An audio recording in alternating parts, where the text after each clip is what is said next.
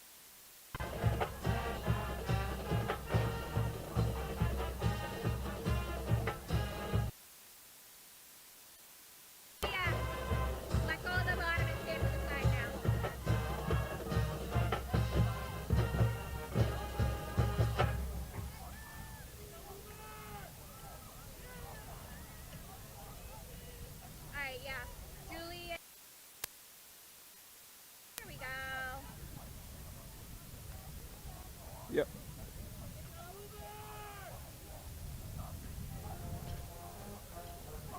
Farthest away from coaches. Oh shit, you're right.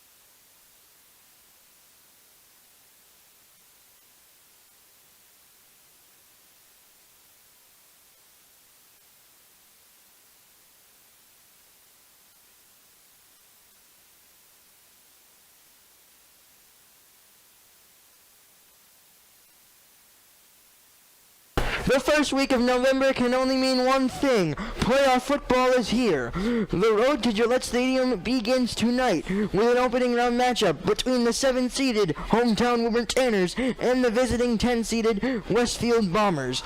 It's a pair of high-powered offenses who have succeeded all year long. Going at it tonight, will it be the best rushing attack in the Middlesex League in the Woburn Tanners or the high-flying passing attack of the Westfield Bombers? Good evening, everybody, and we're delighted to have you with us here on WPMC alongside my fantastic broadcast partner, Zeke Altman. I am Joey Matroni. Zeke, there's nothing else like playoff football. What are your thoughts? Couldn't have said any better, Joey. There is nothing else like playoff football here at Connolly Memorial Stadium. Westfield Bombers 10, Woburn Tanners 7.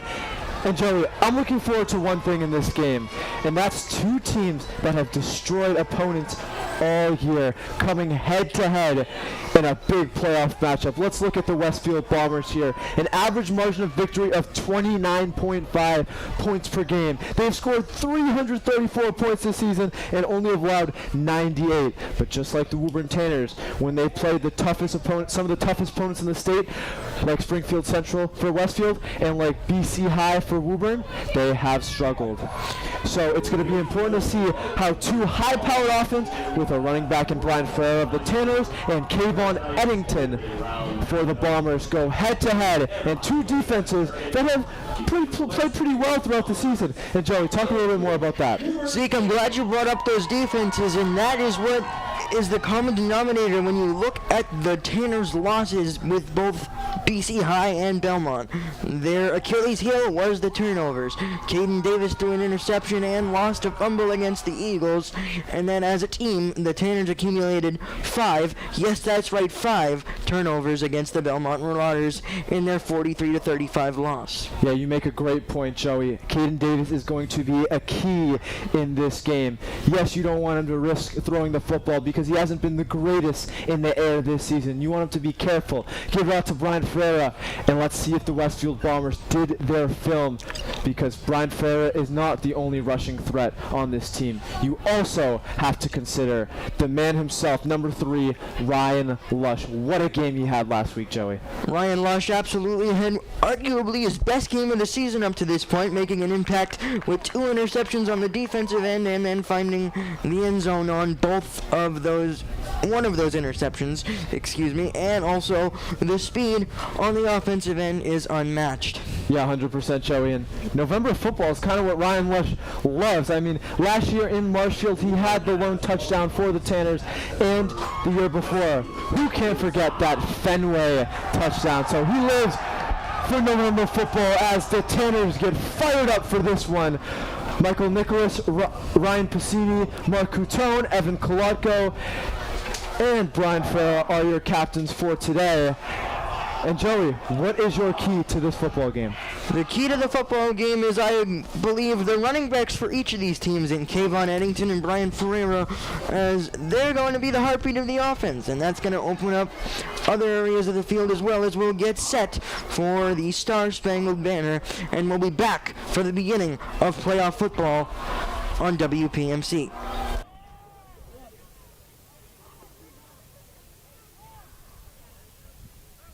Ladies and gentlemen, please rise and remove your hats for the playing of our national anthem.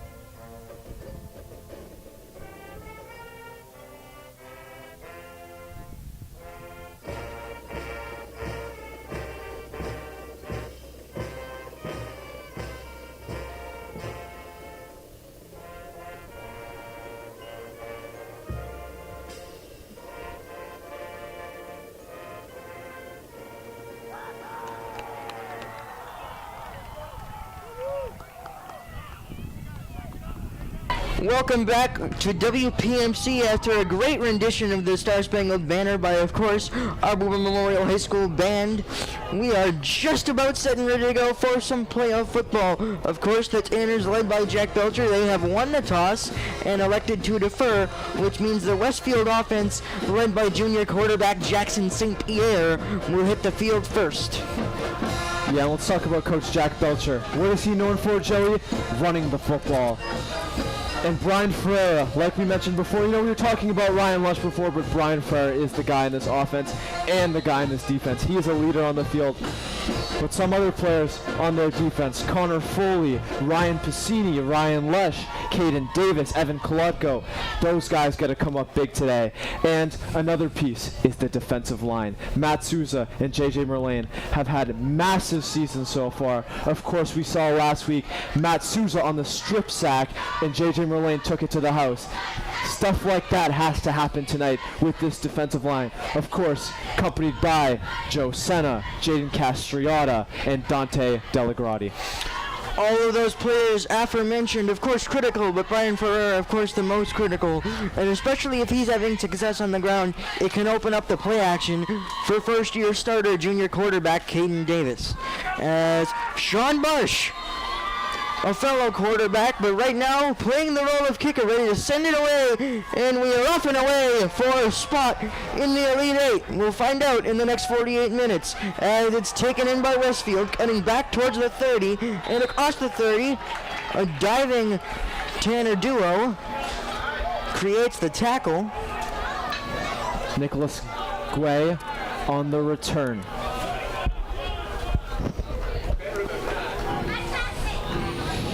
Kick return by number 3, Nicholas Way. And here we go, Joey. Right away, you want to look at that personnel on the field. Got the likes of Coutone and Piscini at safety, Lush and Kolodko playing defensive back. And look at the big boys in the front, Matt Souza and JJ Merlane, like we were talking about right before this.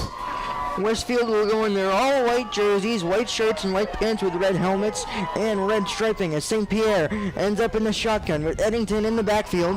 The first handoff will go to Eddington, who runs a counter, and it's a nice penetration and stop by the Tanners front seven. Matt Souza, Zeke, who you mentioned, was the first man there. Yeah, Kayvon Eddington, they wanted to go to him right away. Matt Souza penetrating that offensive line right to Eddington. And as they play quick here. St. Pierre able to get his unit back up and ready to go as he's back in the shotgun with Eddington still there. Same personnel as Guay comes in motion. St. Pierre looking to fire across the middle, and it's caught for the opening completion for good enough for a first down. Yeah, that's Antonio Adams on the catch, getting right through the middle on a crossing route. St. Pierre was able to find him wide open in space as he completes the first down for this game. Last week, Adams came away with a 22-yard touchdown in Westfield's senior night 63-0 victory. Now in a pistol formation with two receivers to each side. Handoff up the middle goes to Eddington, who's across midfield, stumbling, still on his feet across the 40, 35, and out at the 35. No call at the 34. That's where they'll mark Eddington. And a good run on first down. Yeah, there you go, Eddington right there, first big play of the game. And Joey, you have to look at the offensive line there and those wide receivers on that left side. You've seen a lot with Eddington's runs, his blockers get him into that space, and there was another example of that. St. Pierre in the shotgun with an offset tight end. It's 23 who comes in motion. They fake the handoff. He goes deep down the field, and it's out of the reach of everyone. The closest man was safety Ryan Piscini, but he couldn't even come up with the interception. It was so far. It was almost to the end zone. Yeah, really good question where Jackson St. Pierre was throwing the football there. It looked like a go route to Ryan Piscini in the end zone, and he just overthrew him. So a very risky play from the junior quarterback of the Bombers offense. But here we go, a 2nd and 10. 2nd and 10 from the 35. Take a look at Phoenix Whitaker one-on-one with Ryan Lush at the bottom of your screen. And we've got another two receivers as they'll switch spots here in motion. And number 1, Guay will also come in motion to the slot receiver position. St. Pierre barking out some signals. He'll drop back looking to pass. It's a flat route screen. And a move made. Cutting back towards the middle of the field as a flag flies. J.J. Merlane tracks all the way back from the defensive line to make the tackle. 18-yard gain there, but could be coming back as looks to be a holding on the offense.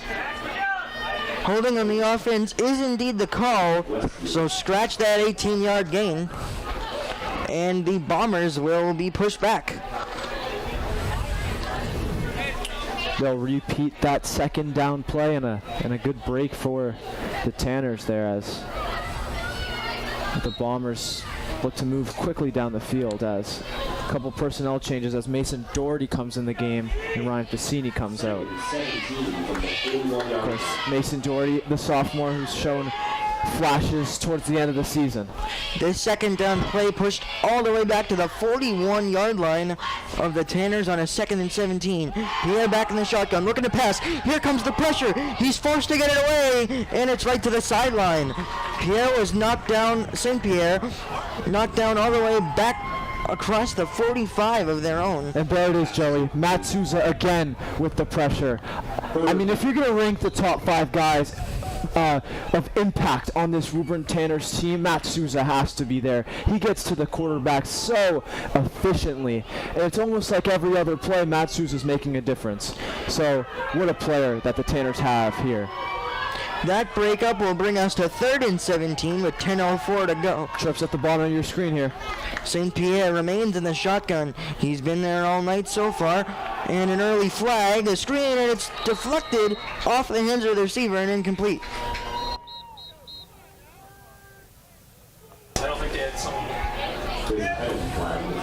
Looks to be a legal formation on the offense. Coach Jack Belcher will come out to conference with the head referee. I assume he declined this one. It is a legal formation on the offense, and Zeke, you got it exactly right. Penalty declined. 4th down upcoming.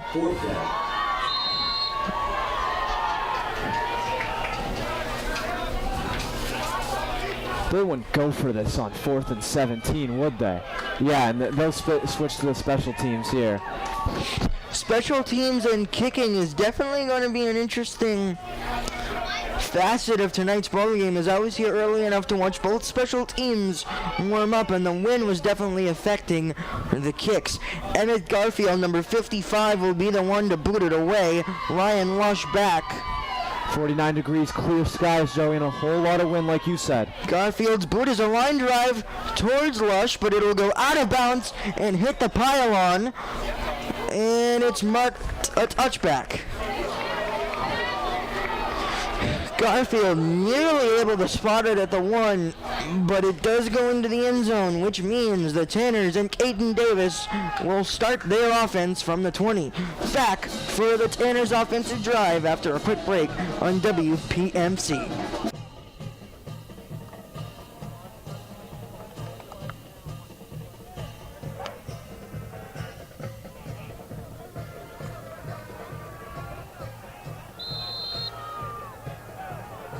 Back here for the opening offensive drive for the Tanners with 9:51 left in the first. We've got some early motion. Caden Davis into a split back formation in the shotgun. He will take the snap, fake the handoff to Pereira. It's blocked and intercepted on the opening play. It's number 84 who comes away with the interception. And Caden Martelli with the interception there. It looked to be a wide open throw to Ryan Pacini that just got deflected by a defensive lineman. And look at that, Joey. Right away, we talked about turnovers. It is 1st and goal for the Westfield Bombers. Just when you thought the defense had an incredible stand there for the first drive. a nightmare start for Davis in the offense. Inserts the Bomber offense late into the red zone on a 1st and goal to goal situation. St. Pierre in the shotgun, hands it off to Eddington. He is going nowhere. It's Thomas Kanevi on the tackle at the 10. Yeah, Kanevi was right there. Eddington tried to get away, as you can see, but Kanevi just held on to that right leg of Eddington, and he was going nowhere. So a 2nd and 10 here. Can the defense come up big again? They're going to need to, but of course not put in a good spot after the unfortunate pass breakup deflection leading to an interception. St. Pierre and Eddington still the backfield. 3 receivers, 1 offset in the slot. St. Pierre keeps it, looking for the seam, fighting towards the goal line. We'll see where he's marked. And he's marked down at the 1. Yeah, look at the defense. Everyone expecting Eddington to get the football, but St. Pierre goes right in, and Marcutone, a big tackle to stop him at the 1, but a massive 3rd and 1 here. We talk about that defensive line. Can they come up big here? A heavy formation it looks to be for St. Pierre in the offense, with 2 fullbacks and Eddington the furthermost back. It'll be St. Pierre who's trying to push forward, and he'll surge into the end zone for a touchdown. The Bombers capitalize on the early turnover by the Tanners, and he's pushed into the end zone for the opening score. Yeah, like you said, Joey, pushed into the end zone. I want to make a reference to the Philadelphia Eagles, the tush push there. And it always works. It always works. And the Westfield Bombers imitating it to perfection as they get the first score of the game. How can the offense respond to this, Joey? Because they need to. The extra point is no good, which means the score will stay 6-0 with 8:21 to go. Let's see if Caden Davis and the offense can improve on their opening drive after the break.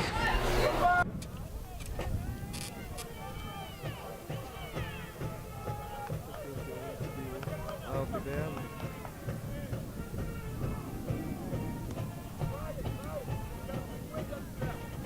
Can you say that one more time?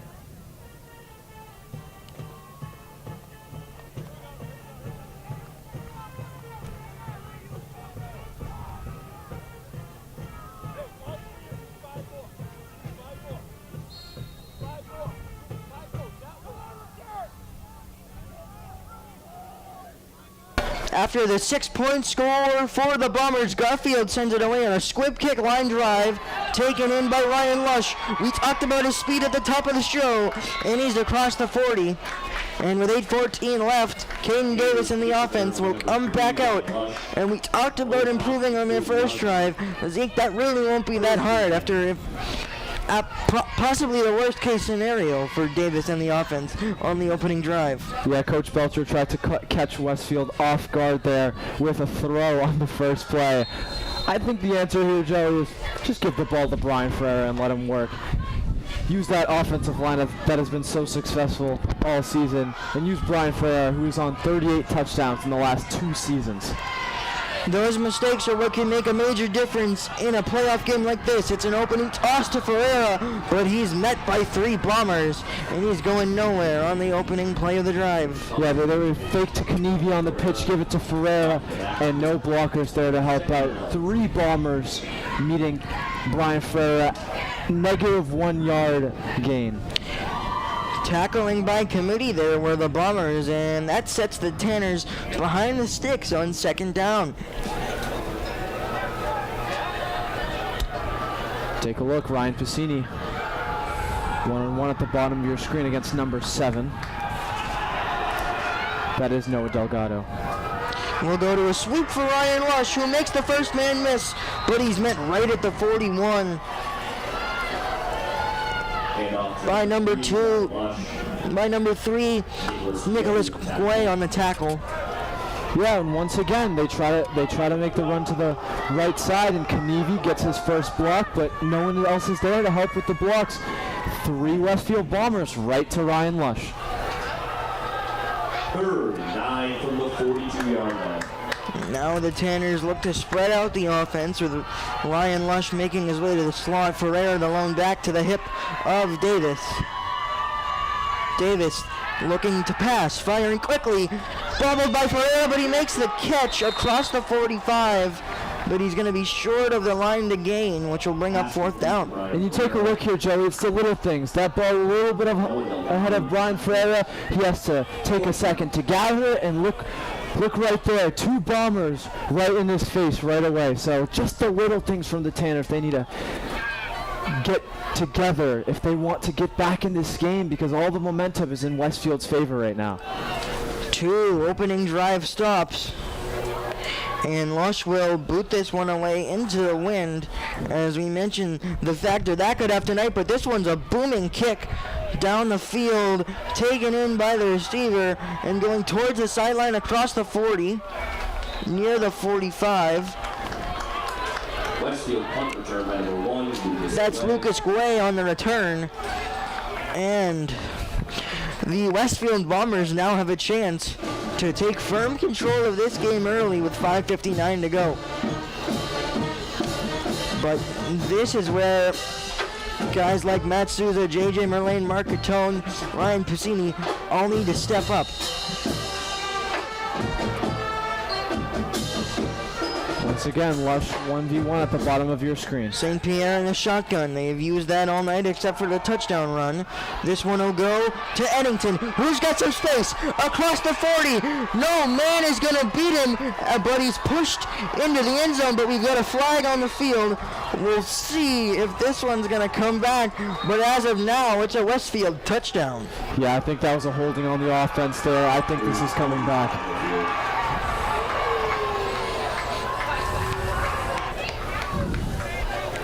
The teams are making their way back, which signals that this one is most likely a holding on the offense, and yes, that's what it'll be. And the Tanners escape once again. Eddington had the touchdown, but that's nullified with the holding penalty, which means 1st and 10 will now be at the Tanner 48.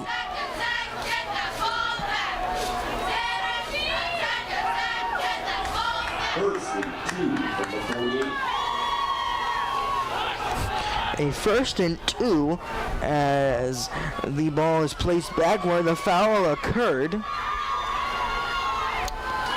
St. Pierre fakes the handoff to Eddington. He's looking to run. Outruns JJ Merlane, but is angling his way back and is unable to get anywhere. Pierre on the rush.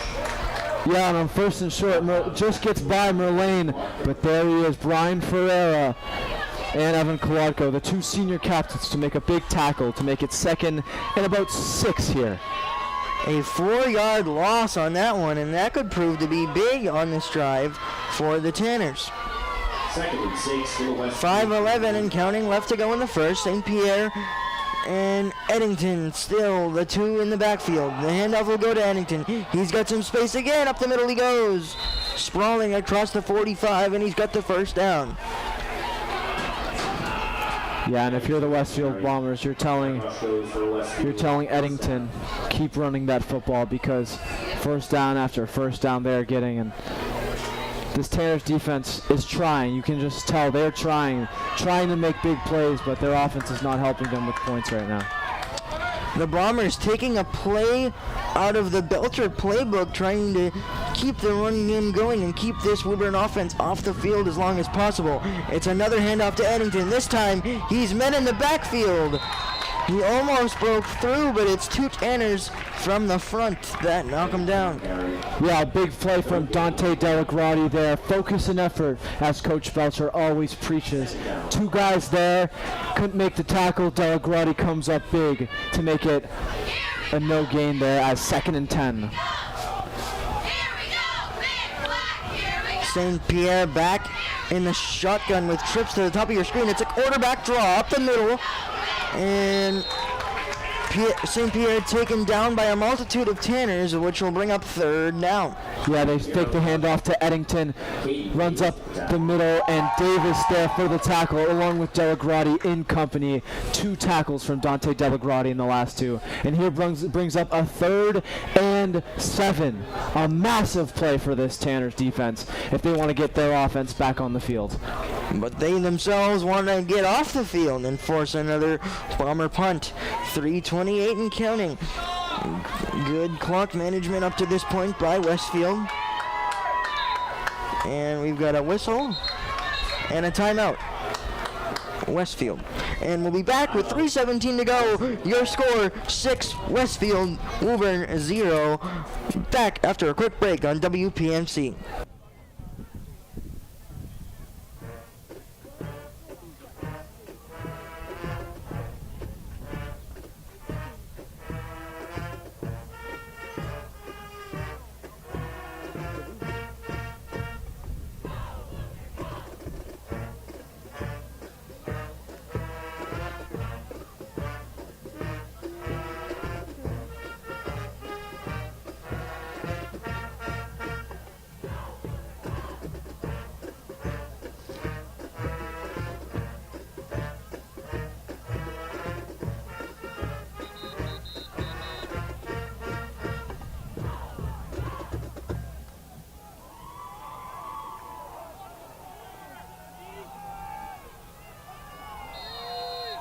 St. Pierre and the Bomber offense back out on the field after the quick timeout. Trips to the top of your screen here. They're offset and no out wide receivers to the bottom. St. Pierre and Eddington have been in the backfield all night. St. Pierre, quick toss, screen, but it's dropped and incomplete. And that'll bring up 4th down and 7. Let's see what the decision is for Westfield. They bring out the punting unit. Take a look here. Emmett Garfield taking this punt with Ryan Lush back there to return.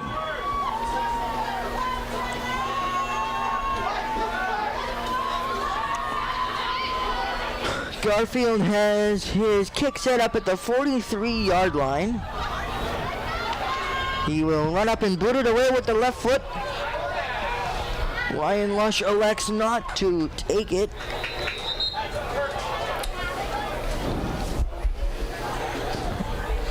And Caden Davis and the offense getting ready to come back out onto the field.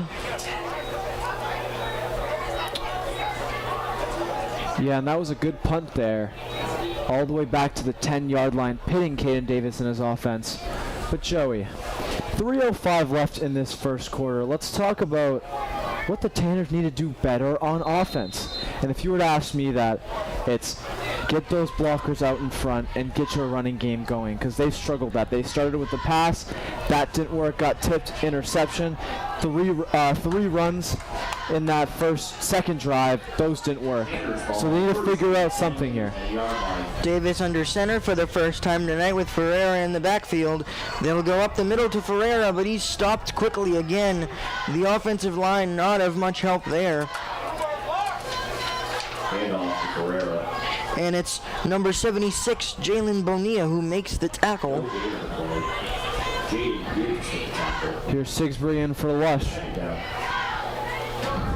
Personnel change, getting the big boys in there. Talking about Dylan Sigsbury, the winner of this game will probably play Bill Ricca in the next round. Who is the coach of Bill Ricca? Dylan Sigsbury's father, Dwayne Sigsbury. So us Woburn fans really want a Sigsbury Bowl. Bill Ricca taking on Plymouth South at 7 o'clock tonight as we get the bunch formation, sort of a gadget play there by the Tanners as all of the backfield spins to start the play. Yeah, and credit Brian Ferrer for holding the football there. Tyreek Mejia on the tackle as well. Yeah, 3 Bombers right there, all holding onto the football, trying to get Brian Ferrer to fumble, and he held onto the football, but still, a 3rd and 7 here.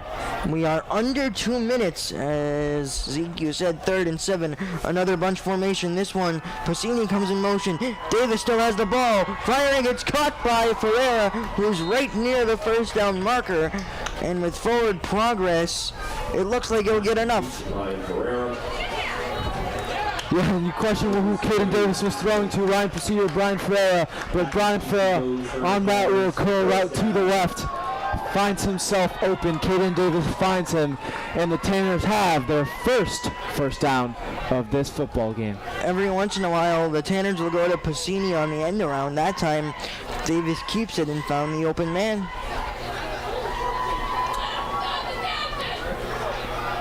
Look at Ryan Pacini and Ryan Lush, the 2 speedsters on the bottom of your screen. They've got a little bit of a stack going as the handoff goes up the middle to Kanivi, and he can't get anything going. Yeah, interesting call there to bring Kanivi in the running game when Ferreira and Lush haven't been working so far. Nicholas Gugier with the tackle.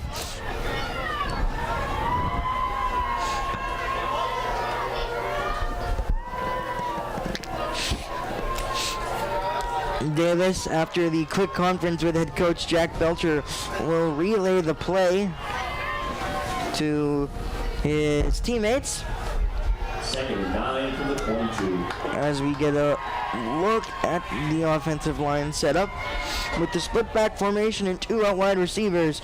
It's another play action. Davis looking to fire deep, and it is incomplete. Pass was intended for Pacini, and number 7 Delgado was on the coverage. Yeah, that pass was well behind Ryan Pacini. He almost had to come back and play cornerback there, as he successfully did, but it's going to be a 3rd and 9. 14 ticks left in this first quarter. Not much going for the Tanners offense, but let's see if they can convert here on the upcoming 3rd and 9.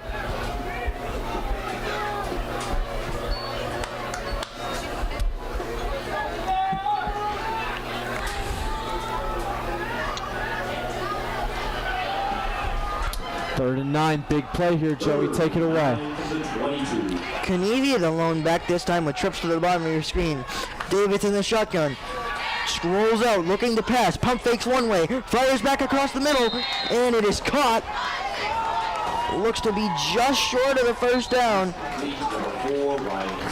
No, they'll mark him past it with forward progress, which nullifies the decision by Coach Belcher when it's the second first down of the drive for the Tanners. As the time ticks down in this first quarter. Oh, actually there is a Westfield injured player on the field. We'll take a quick injury timeout.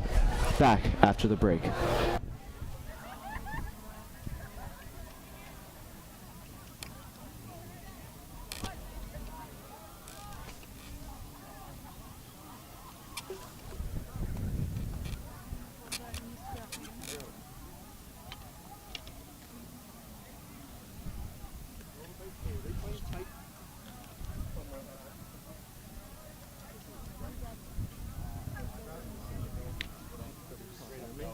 2 yards outside that. And they just got stepped on. Well, I didn't think they would blatantly not see it.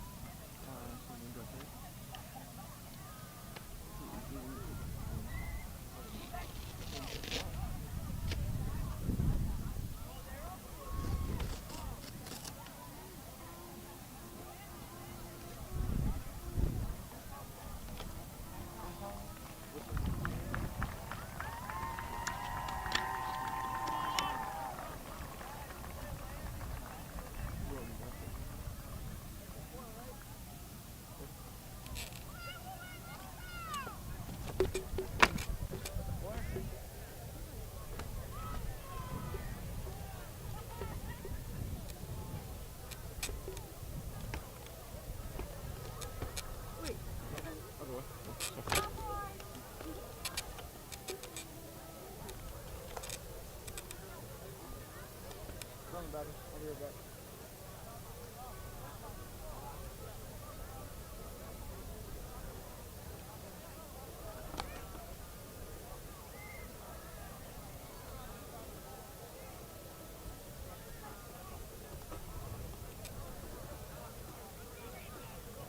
Welcome back to WPMC after the injury timeout, and we have 2 seconds on the clock.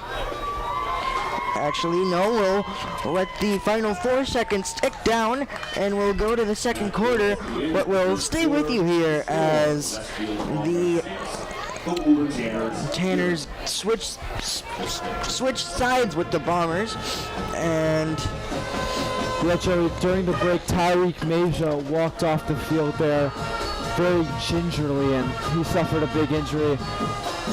Obviously, prayers to him. Hope he can return. Want everyone to stay healthy. But he was a big piece for their defense. Made a couple tackles earlier in the football game. But yeah, Joey, that first quarter, a couple things to review. Westfield, of course, with that touchdown off of Woburn's turnover. Of course, Woburn on that first defensive side stopped Westfield. They punted, gave it away, and Woburn gave up the touchdown, came back on the other side, 3 and out right away. Westfield comes back, the defense makes another stand, and here we are again, 2 first downs later, and we are back on the football field at the start of the second quarter at the 32-yard line in Woburn territory. Let's see what Coach Belcher and his offense can cook up, because Coach Mullen and his defense has been playing very well so far. yeah, Zeke, we mentioned at the top of the show how big turnovers can be. And we mentioned also that it was a common denominator in the 2 losses up to this point for the Tanners.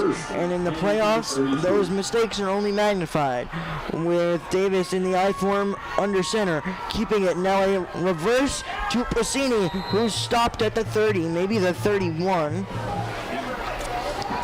But once again, minimal gain running between the tackles for the Tanners. Yeah, Pacini had to beat one man there. Couldn't beat it because Mark Coutone had his guy on the far left, and Pacini would have been away. Of course, we know his rapid-fire speed. Shows it both on the football field and on the track as well. Of course, Pacini, as many of these athletes are, multi-sport athletes, as Davis under center looking to roll out and pass again. Doesn't have the angle, fires towards the sideline, and it's ruled incomplete. Yeah, Davis rolling to his right, looking for the run option or the pass option. At the last second, he decided the pass option because the run option was not there, and he got drilled. And just like that, less than a minute into the second quarter, the Tanners find themselves in a 3rd down and long. Just like the last 2 times, Joey, and they capitalize on both of those opportunities. So here we go again. Can they do it a 3rd time? Davis into a split back shotgun formation with 2 receivers to the bottom and 1 to the top. Davis dropping back, looking to pass. Here comes an unblocked defender, and it's a screen to Ferreira that was going nowhere. Little to no gain, which will bring up 4th down. The tackle made by Caden Merrill. No gain on the play. Tackled by number 64, Cooper McNamara. 4th down.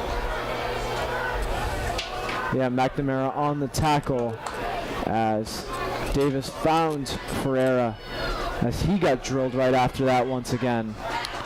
Lush ready to punt it away. It's a high arcing kick, backing up, and it hits at the 35. Michael Nicholas and company down there. It's Mason Doherty who covers it up and marks it down at the 33.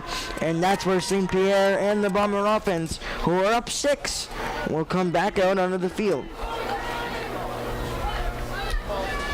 Yeah, the defense in the other team's territory has been pretty successful in this one, but can they continue that momentum? They've been doing their job, Joey. I hope our viewers know that this defense has been doing their job. St. Pierre and Eddington back in the backfield with a bunch trips to the top of your screen. Eddington almost looks offset to St. Pierre. The handoff up the middle. He meets J.J. Merlane at the point of impact. And he's taken down at the 34. Yeah, Merlane with a big tackle there. They give it to Eddington, as you can see. Goes right up into Merlane. Merlane able to bring him down about a 1 or 2 yard gain there. Merlane stands his ground for the minimal gain. 2nd and 8 at the 35. Which will bring up a 2nd and 8 from the 35-yard line. It's Eddington again. He almost was stopped, but instead churned his legs for a few extra yards. Kanevi, the sophomore, with a big tackle there and brings up about a 3rd and 6. Of course, the defense forcing another 3rd down here. 3rd and 7 from the 36. 2 receivers to each side. St. Pierre in the shotgun. He had 4 passing touchdowns last week. He's looking to fire deep down the field. He may have a man, but it's over the head of his receiver and incomplete. No flags left to be on the field, which will bring up 4th down. Yeah, Mark Coutone there on the coverage. Looks back at the last second. For some reason, Antonio Adams, number 11, the wide receiver, calling for a flag there. Looked like Coutone maybe grazed him. So, just like that, the punting unit back on the field for Westfield. That would be number 55, Emmett Garfield, and Ryan Lush on the return. Of course, the wind. For a moment there, it looked like St. Pierre may have had a window to throw, but Mark Coutone is able to close out on Antonio Adams. And as you said, punt team back out on the field for the Bombers. It's a short kick this time, which will hit just across the 40 and out of bounds at the 39. Yeah, much better field position for the Tanners starting this drive. Last one, they were starting at their 10-yard line, got 2 first downs, and couldn't capitalize any more than that. Here they start at their 40. Actually, their 39, which is a much better case scenario for this offense, giving them more space and just a little more confidence after their defense does their job a 3rd straight time, you must say. I'd be interested to see if Coach Belcher and company are looking at some possible adjustments to this offense, as not a lot has gone well up to this point. Yeah, 100%, Joey. The game plan has not been working so far. This Westfield Bombers team has done all their research and studies. Something we've seen very limited of is that heavy formation with the likes of Dylan Sigsbury. This one goes off tackle to Ferreira, who finally breaks through the first contain, but it's still only about a gain of 4 or 5. Yeah, Joey. Eddington with a tackle there. He's doing it on both ends of the field. Reminds me of himself, Brian Ferreira. And, you know, if you're Coach Belcher there, you see that 5-yard run, maybe a little breath of fresh air. Finally getting more than a 2+ yardage run play as the blockers work there on that left side. Let's see if they can do it again here. We mentioned Dylan Sigsbury, and there he is as the extra tight end set up in a 3-point stance. Pacini motions to the other side. It's another handoff to Ferreira, who's across the 45, but only to about the 47. As we take a look, Kanivi was the lead block, along with Pacini, who attempted to seal the edge. Sigsbury stays out on the field. 3rd and 1 play after 2 solid run plays. From their own 48-yard line is where the Tanners will attempt this 3rd down, the full house backfield. 2 fullbacks, 1 running back. Up the middle it goes to Ferreira, pushing forward. It doesn't look like he's going to get there. As a whistle. Take a look at the replay here. Brian Ferreira just continues to try and keep pushing and pushing. Will they give him the 1st down? As no, it'll be 4th and a couple inches here. Big play. Caden Davis into a crouch. Oh, he fumbled the football. It's loose. It looks like Westfield has it. And they do. The Tanners unfortunately have another turnover as Kanivi ran right into Davis to try and push him forward, but Davis didn't have enough hands on the football, and it's the 2nd turnover of just this first half. And once again, Westfield has plus territory field position to maybe double their lead. Yeah, Joey, Davis trying to take the ball from his center, Delagrati, and tries to remove that football and put it into Kanivi's hands way too fast. Couldn't secure it, and there we go, Westfield Bombers going the other way. It looked like the Tanners may have even been going for that QB sneak as St. Pierre looking to fire deep. It's a high arcing ball down the sideline, and it's caught on the dive with 2 flags on the field. It looks like we're going to have a pass interference. Yeah, definitely a pass interference on the play on the Westfield Bombers. It looked like the wide receiver pushed off Evan Clarko, and Evan Clarko went flying 10 yards forward. And here we go, coming back. Lucas Guay was only so wide open because he created space with his hands. And the Tanners get away with another chunk play there, thanks to a penalty. Eddington has already had a touchdown taken off the board due to a hold, and now that would have put the Bombers in prime territory to find the end zone again, but to no avail.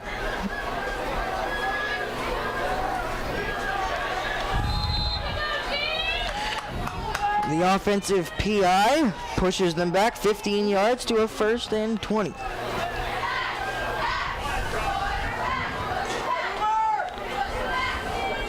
St. Pierre in the shotgun with offset trips with an extra tight end. It's a toss to Eddington. Eddington looking to get his speed up. He's tripped up by the ankles, but is still out near the 50-yard line. They'll call it the 47. It's Matt Souza, number 9, the senior defensive end, that knocks him out of bounds,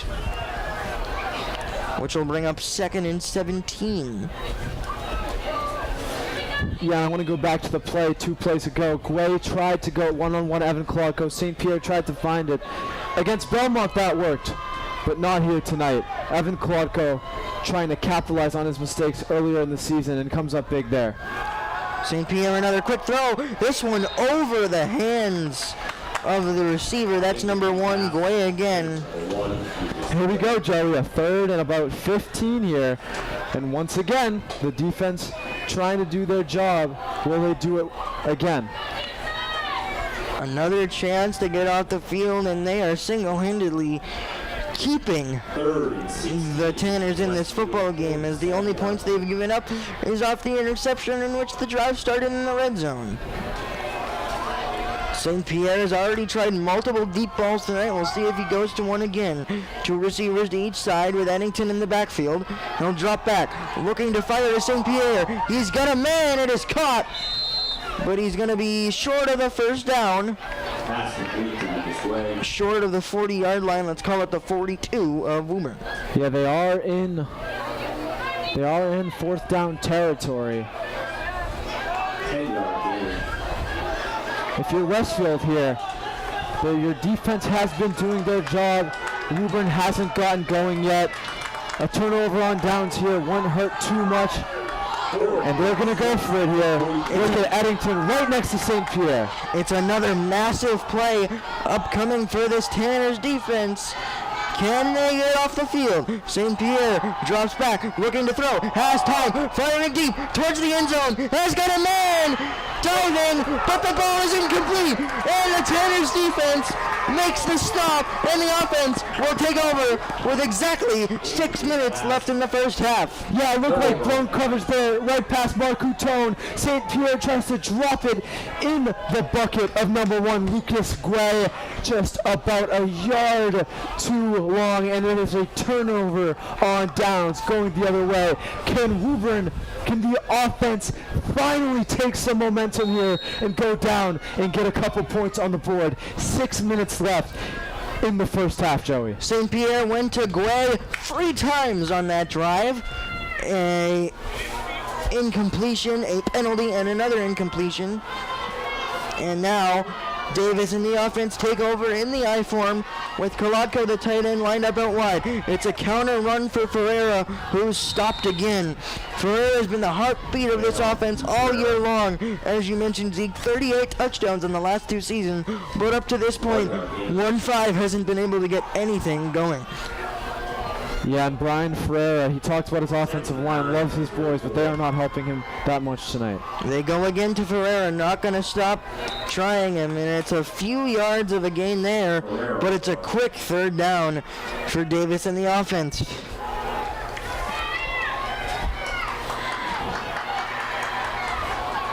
Big play here, 3rd and about 5. As it looks like Coach Belcher will call a timeout. We'll be back after the break on WPMC.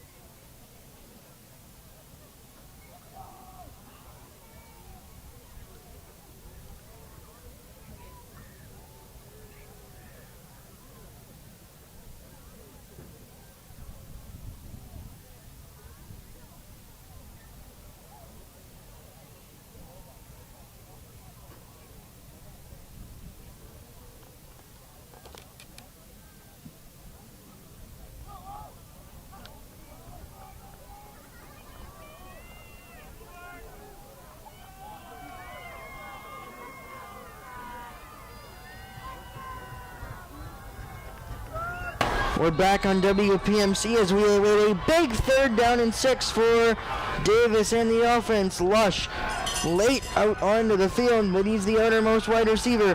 Davis back to throw, firing over the middle, and it's way out of the reach of him and Kolodko, and just like that, we've got a 4th down.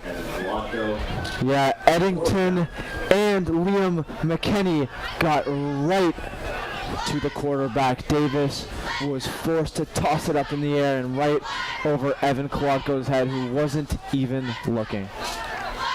That'll bring up another 4th down, which will lead to another Ryan Lush punt. Jason Patamas will long snap it. Lush set up just in front of the 35-yard line. He will quickly punt it. He got hit again, and we've got a flag on the play. It was a roughing the kicker against Lexington that continued to drive. We'll see what happens here. Yeah, Westfield arguing that there was a touch on the football, which of course would negate the flag. But did they get a piece? Westfield continued to argue that as the refs disagree, and it looks like to be a roughing the kicker penalty. Woburn has a lifeline here with 5:01 left to go in the first half.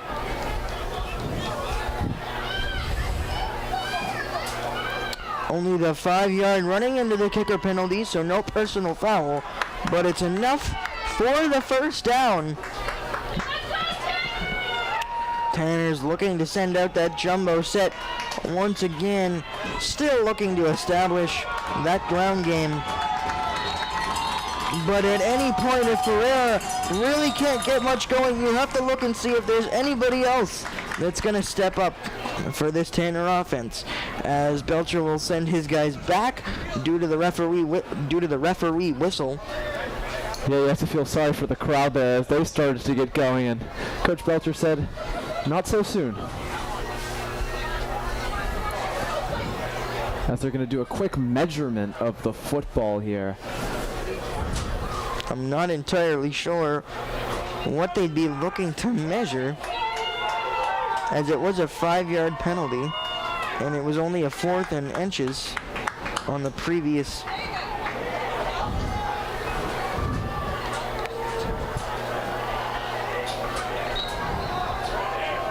As here we go, another 4th and inches, Joey. Will they go for the tush push? Will they go for Ferreira? Here we go.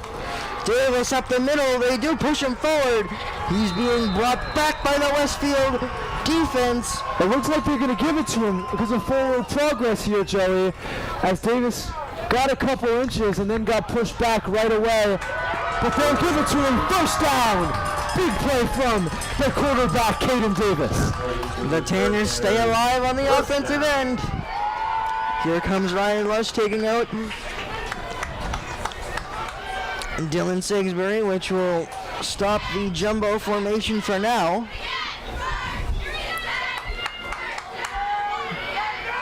Tanners remain in the bunch in the I form. Davis waits for the snap under center. It's another play action, rolling out, looking to throw, and nobody's there.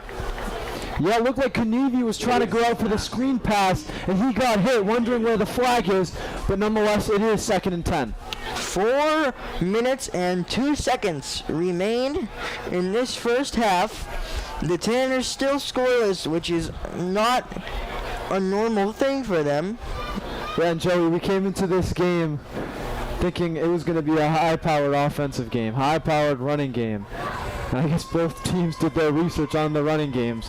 And Eddington and Ferreira not really getting anything to go so far. Eddington, of course, the better of the two backs, though, so far. Bunch formation with Evan Kolodko, the only man there, but it's a sweep to Ryan Piscini, who is pushed back, but he's marked at the 45, maybe the 46 and a half.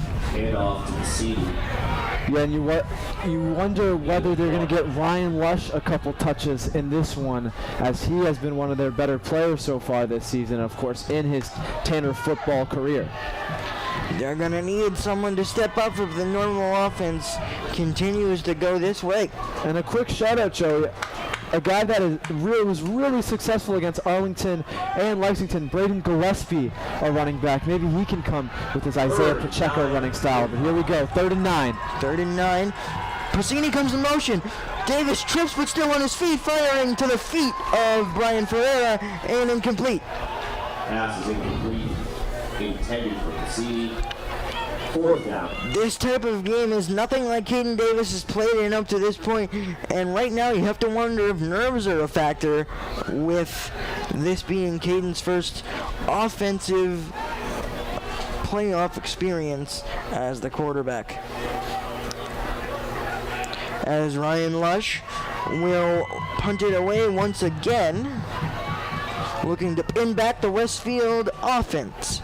It's a kick that pedals back the returner, but now they've got some space to run down the sideline, and no one is gonna catch Westfield. It's gonna be a special teams touchdown that will extend the lead for the Bombers. Punt return by number 1 to be displayed for Westfield touchdown. And in a game like this, Joey, those are the ones that kill the most. 12-0 to the Bombers. Like you said, a special teams touchdown, defensive touchdown, special teams touchdown. Not even giving your defense a chance. like you said. Back-to-back weeks with a special teams touchdown for the Bombers, as they had a blocked punt that they returned for a touchdown last week. And the extra point team will come out now with an opportunity to make it 13-0.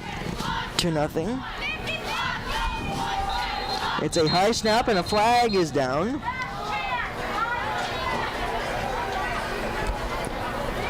Of course. The call will be offsides against the Tanners, which brings up a decision for the Westfield coaching staff. Yeah, and with the big change of personnel there, you must have to think they are going for the 2-point conversion. But going after this play, Joey, Tanners get the football back. 2:54 left in the first half, and then they get it back so they can go for the 2-for-1. They will go for 2 here. It's a big formation. It's a wildcat, actually. Up the middle it goes. And the Bombers are... I did not see a signal. It was a direct snap to Eddington. The 2-point attempt is good. The 2-point attempt is good by Eddington, which will increase their lead to 2 touchdowns. Westfield are up 14-0 with 2:54 to go in the half. The Tanners look for a 2-for-1 next.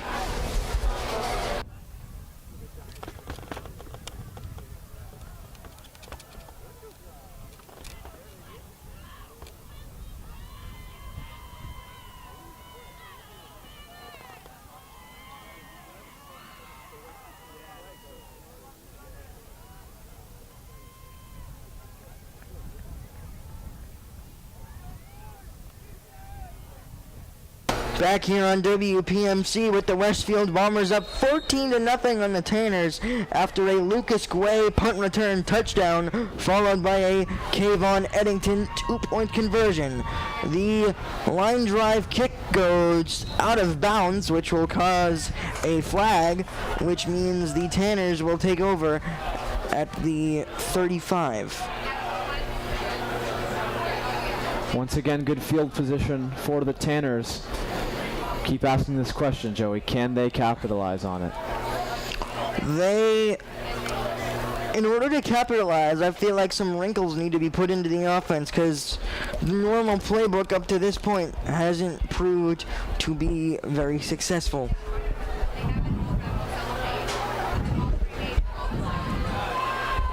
As they look to retake the kick here. Interesting.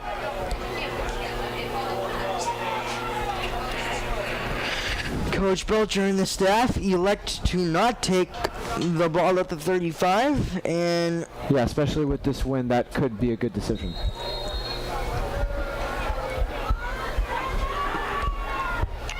It's Garfield back out to kick it away again.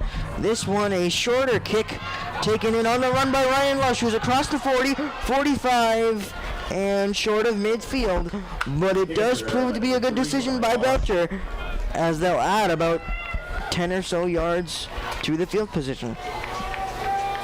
And here we go, Joey. We questioned it before. Is Ryan Lush going to get a couple more touches in this football game? We'll soon find out.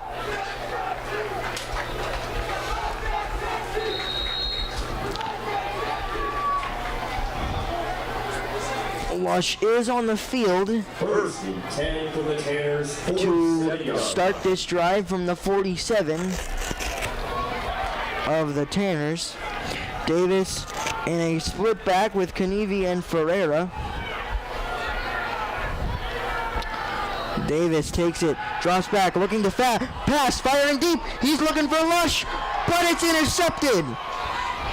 Ryan Lush cannot make the tackle. Down the sideline goes the defender, and it's another turnover. Those have proven to be costly up to this point.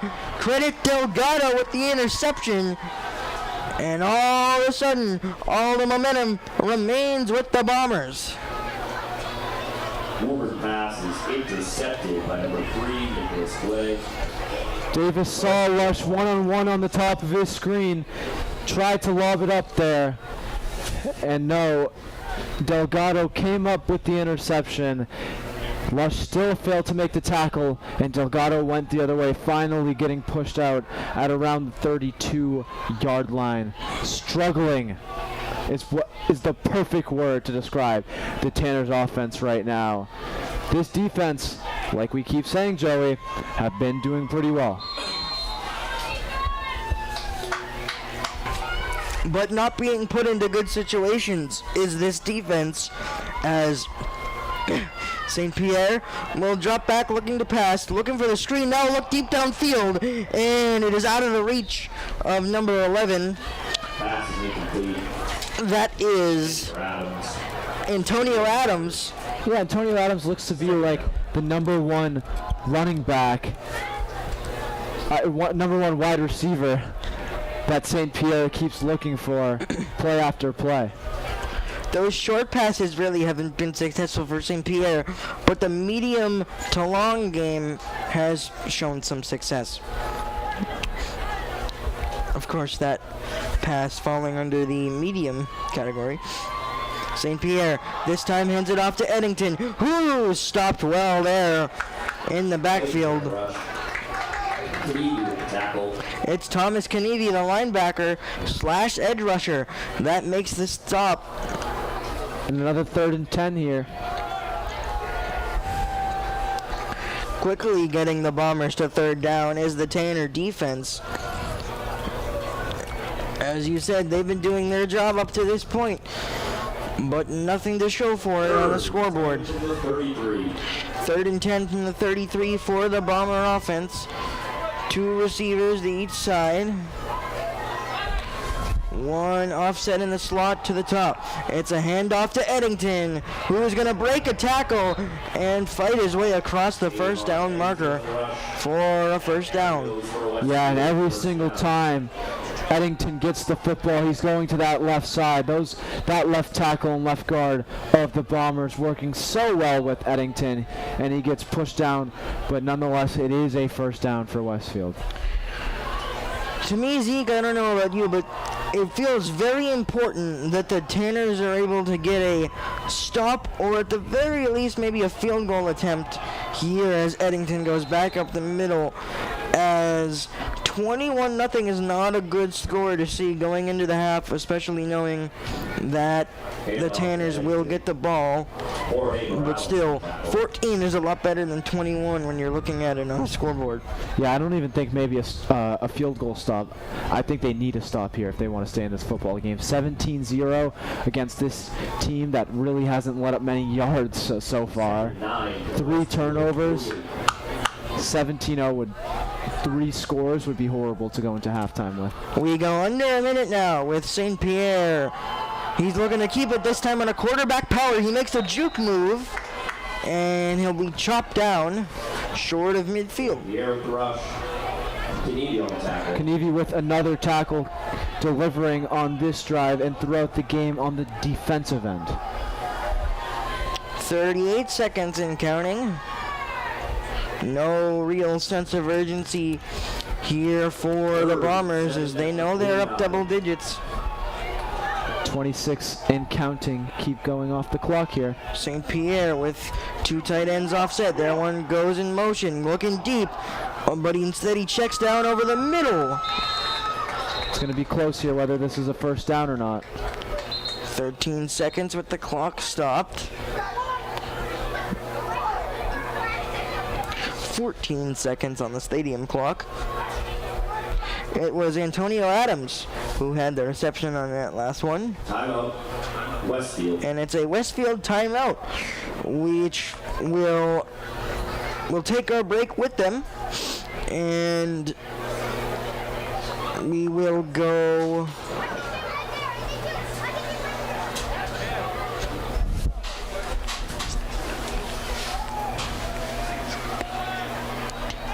We'll go to the Milford Stoughton game here. with 11:15 and counting in the first quarter. Both teams tied.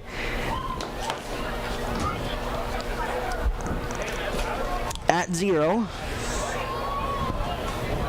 that Milford-Stoughton game, of course, the battle between 1st and 16th in Division 3.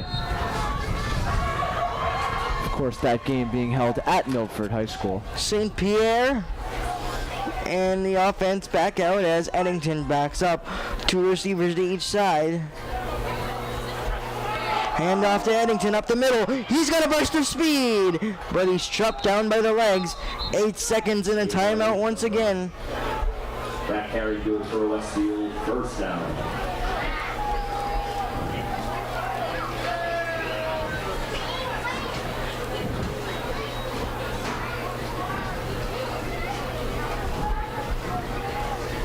Of course, we talk about Milford this season. They've been so good in the state.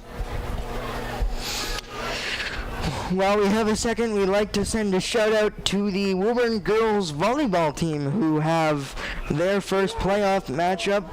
The girls, ranked 19th, are taking on the 14th seeded Notre Dame Academy of Hingham tonight. The game begun at 5 o'clock.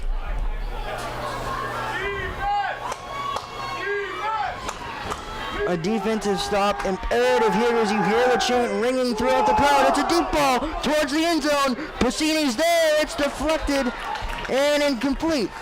And we've got 000s on the clock, which means we'll head into the half with the score. The Westfield Bombers 14 and the hometown Woburn Tanners nothing. We'll be back after a halftime performance from the Woburn Memorial High School band. You don't want to do it?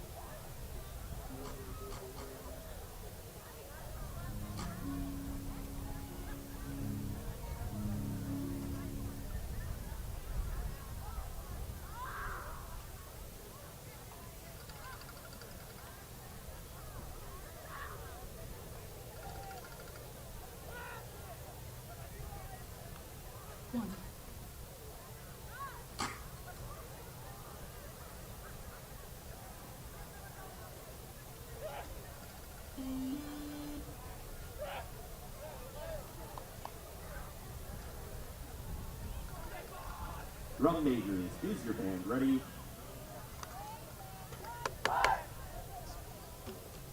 Woburn Memorial High School Tanner Band, you may take the field.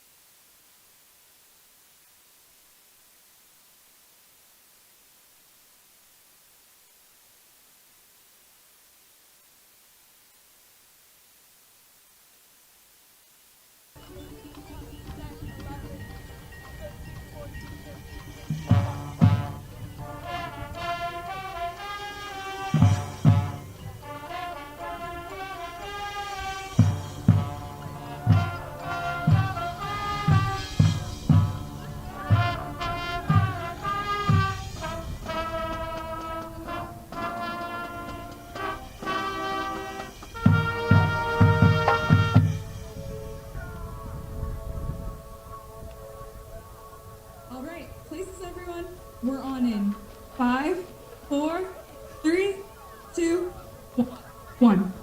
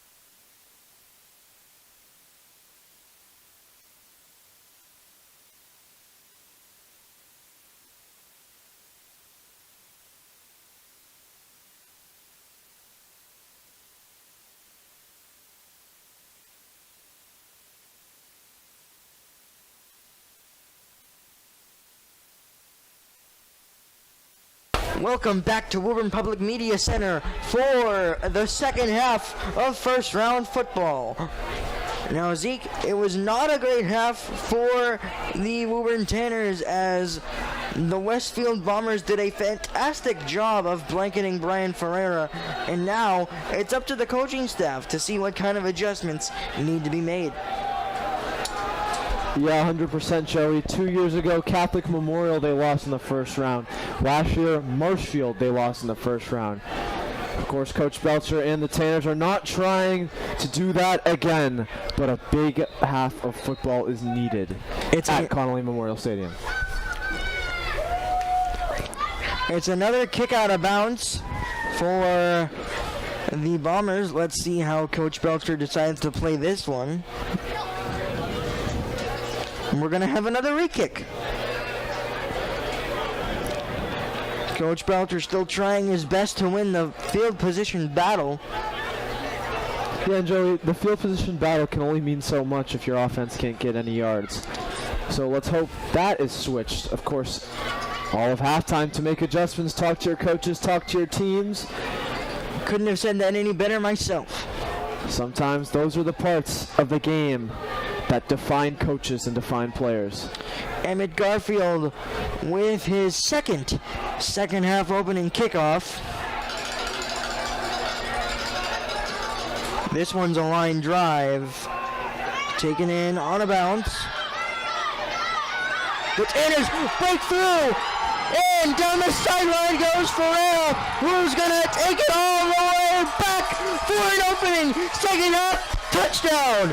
That is the spark the Tanners may have needed. Kickoff returned by number 15, Brian Ferreira for Woburn Tanners touchdown.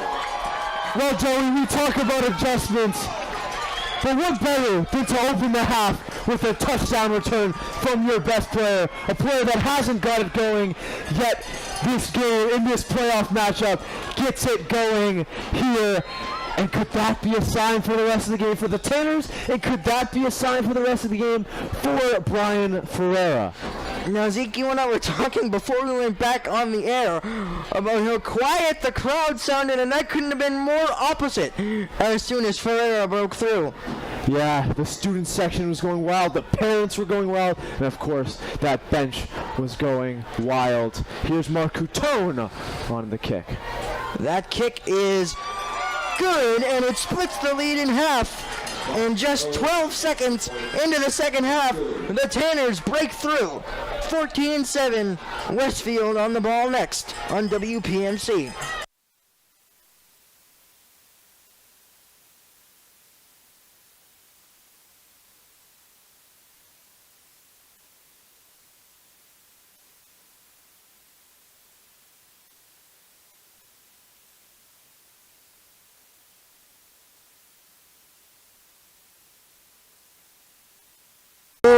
Is looking for a nice return of his own. He does, but he's short of the 35-yard line. And now St. Pierre in the offense will look to respond to the kickoff return touchdown scored by Ferreira. Yeah, and if you're on the Tanners bench right now, you couldn't be more fired up. That is the perfect start to the half. And here we go, Joey. The defense has been playing so well in that first half. Of course, both of the scores came off special teams and an interception to a first and goal scenario. So here we go. Keep that going with the guys like Matt Souza and JJ Merlane. 1st and 10 from the 33 for St. Pierre in the offense. 3 receivers, but it's a handoff to Eddington, who bounces it to the outside. He's got some space. Down the sideline, stumbling and out of bounds before the 40. All the way into Tanner's territory, Eddington goes as he continues to churn yard after yard. And he is a big guy. He's a tall guy, strong guy, but his agility is up there too. And his balance, he stayed for about 5-10 more yards after he got touched. His stature reminds me of one of the opponents against Arlington, that's running back Caden Mills. But Eddington seems to have a lot more skill going on as Eddington goes back up the middle with a burst of speed. And across the 35, maybe the 30. That's where he'll be marked at the 30. That rush goes for a Westfield first down.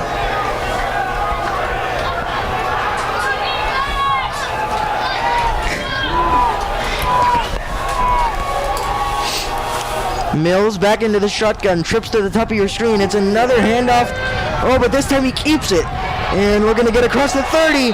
And he's tracked down right in front of the Tanner sideline. Big tackle there by Ferreira, of course, with the big touchdown there, and now the tackle for a loss. And of course, we talk about Eddington, like I said, tall stature, but fast and strong. Compare a little to Derrick Henry. Defense on 2nd and long now with a chance to limit the damage. 2 receivers to the top, 1 out wide with an offset tight end.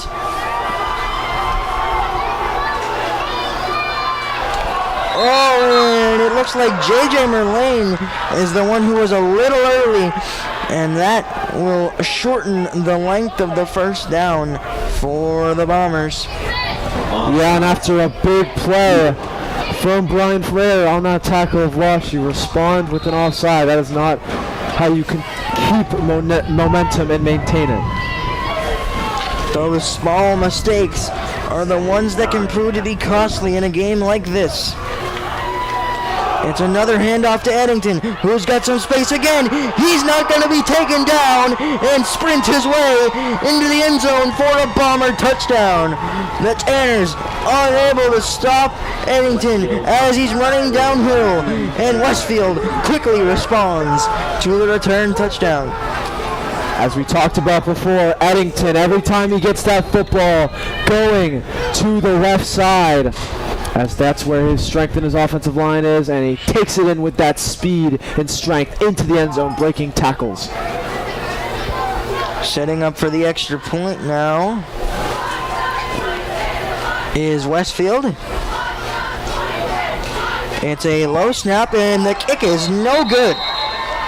So the margin will remain 13, and Westfield only 1 for 3 on extra points up to this point. Actually 0 for 2 as they got to 14 due to the 2-point conversion. And we'll be back for Woburn's next possession with 10:50 to go in the third after a break on WPMC.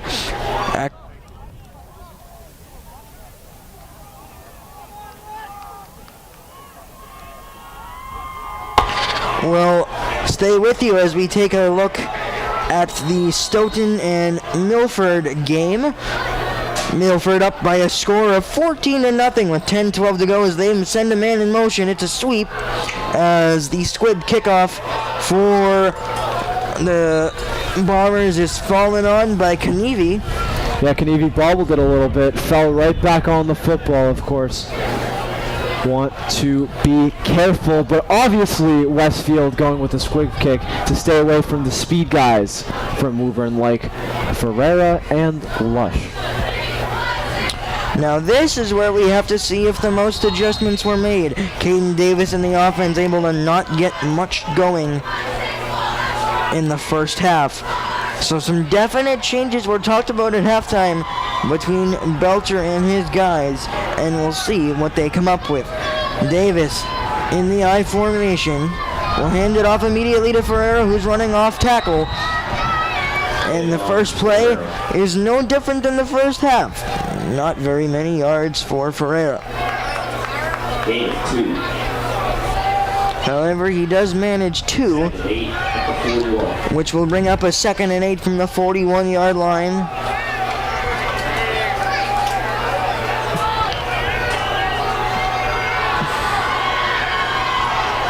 The Tanners spread out the formation a little bit there with the split back. Davis with a screen pass to Pacini, who makes the catch, takes a turn, there he goes down the sideline, there's the breakout speed, he's gone for a Tanner touchdown. There's the offensive spark we needed. Well, there's the adjustment right there, Joey, that they made at halftime. Finding their speed guy, Brian Ferreira, of course, on the on the kickoff return, but they find Ryan Pasini on the screen pass there.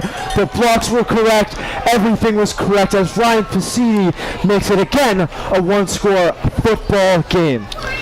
Mark Catone out to attempt the point after. Low snap, Marsh handles it, but the kick is still good, which will bring the margin back to 6.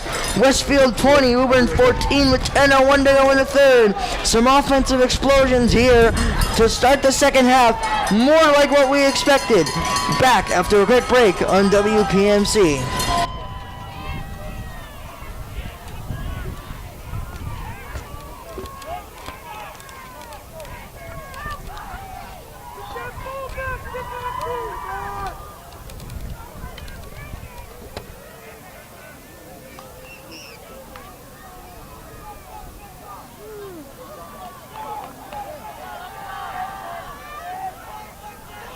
Back here after another explosive play by the Tanners, it's Ryan Pasini who finds pay dirt this time, and Sean Marsh out to send the kickoff away back to the Bombers.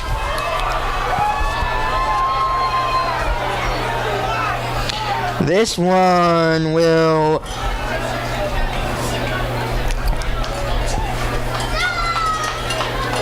trickle out of bounds, I believe.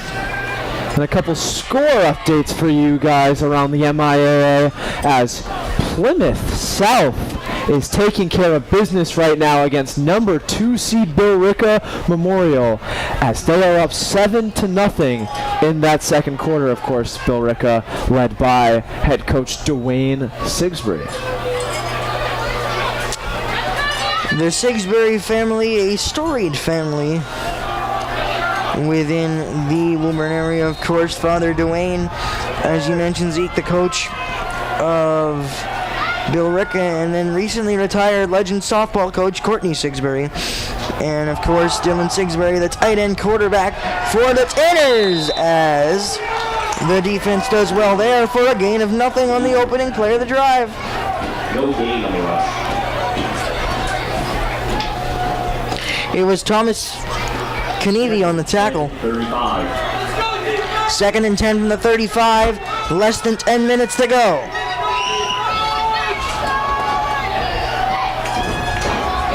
St. Pierre, as the crowd gets a little bit more energy going here. In the I form, pistol. Up the middle goes Eddington. Short of the 40, but another nice job by the Tanners defense, bringing up third down. And there's Dylan Sigsbury running across the sideline, hyping up this crowd. Here we go, Joey. To combine a comeback here, you need offense and you need defense. They've got their offensive going. Here's the defense. 3rd and 6. Massive play to get the football back. A big opportunity here, as you said, Zeke. We'll see what happens. St. Pierre in the shotgun. High snap, he keeps it himself. And still fighting. He's got it up the middle, across for the first down. And a little bit more. Ball comes down. Ball comes down. We'll see where they spot it. Who's got it also? Still waiting for a signal. Stripped by Brian Ferreira. Who has it here? And it's going to be Westfield with the football. As they recover their fumble, St. Pierre completes the 15-yard rush, and it is first down. The crowd was in hush for about 20 seconds. That would have been a major play in this ball game had the Tanners been able to fall on it. Nonetheless, St. Pierre ends up with the first down. For Westfield, trips to the top of your screen.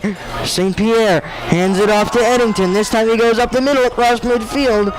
And it's a medium gain on first down. Coach Belcher continuously in this game scratching his head. What could have been time after time. But here we go. Belcher took steps out to midfield, wanting to see the signal as soon as it came. On the fumble. Not much different than the rest of the people at Colony Memorial Stadium tonight. 2nd and 7 after the minimal gain by Eddington. 2 to the top, 2 to the bottom. in a mirrored formation. Eddington has some space again, breaks off a tackler.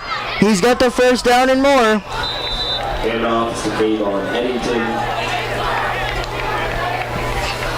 That rush goes for Westfield, first down. This Westfield offense starting to find their rhythm once again. And this is a time where a turnover from the Tanners defense would be vital. Westfield starting to churn yards more and more here as the Tanners defense needs to walk back in the game. St. Pierre has some space again. Down the sideline he goes. Still on his feet and finally pushed out of bounds near the red zone. Handoff to Eddington. That rush goes Eddington to the left, time after time, over and over again. Let's see if Coach Belcher can make some adjustments there.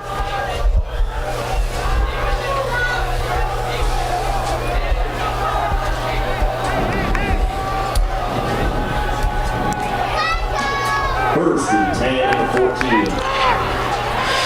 First and 10 from the 14 as the Bombers do find themselves in the red zone. Take a look at Jaden Gibbs here, the star left tackle for Westfield. St. Pierre keeps it himself, makes the juke move into some space, and he's in for another rushing touchdown for the Bombers. A 2-point conversion would make this once again a 2-touchdown game. Let's see what the decision is.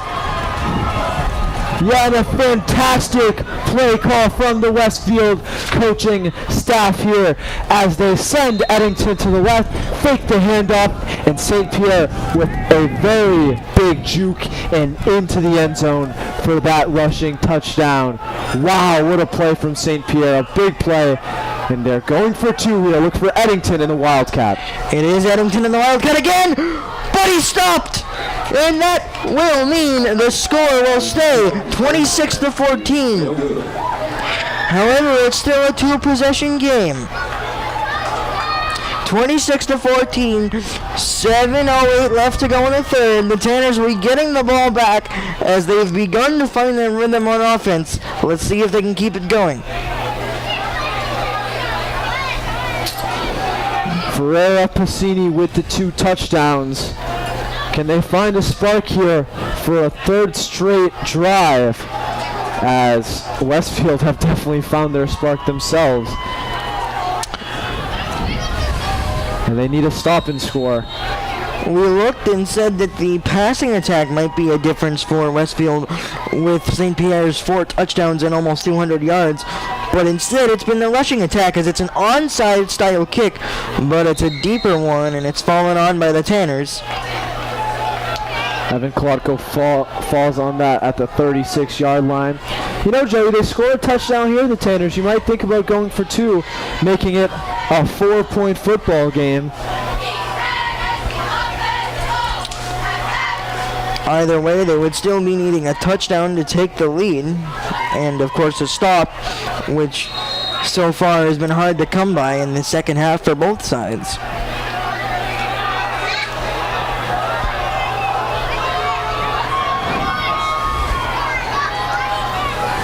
Here we go, Joey. Third straight time. Can they get another touchdown here? Take a look at Lush and Passini on the bottom of your screen. Split back formation, Davis in the shotgun. Let's see if they do go to Lush here. This time, Davis will drop back, looking to fire deep. And it's out of the reach of everyone.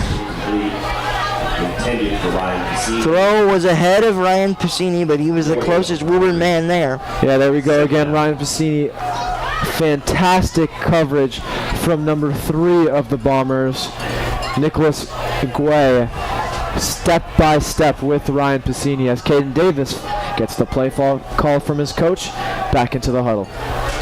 Guay even stuck an arm out looking for the interception, but it was too far away from him as well. Brian Ferreira into the slot this time with Kanevi in the backfield. And Davis in the shotgun. It's a rollout. Here comes the pressure. Davis has to fire. And it's almost caught by Kolodko, but it's broken up by number 7, Delgado. Yeah, and here we go. Here, Caden Davis rolling out to his left. Perfect throw to Kolodko right on the run. But there was the man, Noah Delgado, in the coverage. Swats the ball out of Evan Kolodko's hands. And really the first chance for this secondary to make a play, and they do. That throw is almost a little bit off balance, but as you said, Zeke, perfectly placed by Davis. Just a nice breakup by Noah Delgado. Nothing Evan could really do. 3rd and 10 though with 6:54 to go.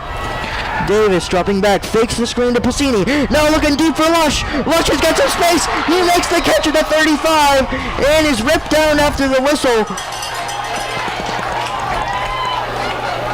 And after the play there, number 11, Antonio Adams and Ryan Lush tussle a little bit.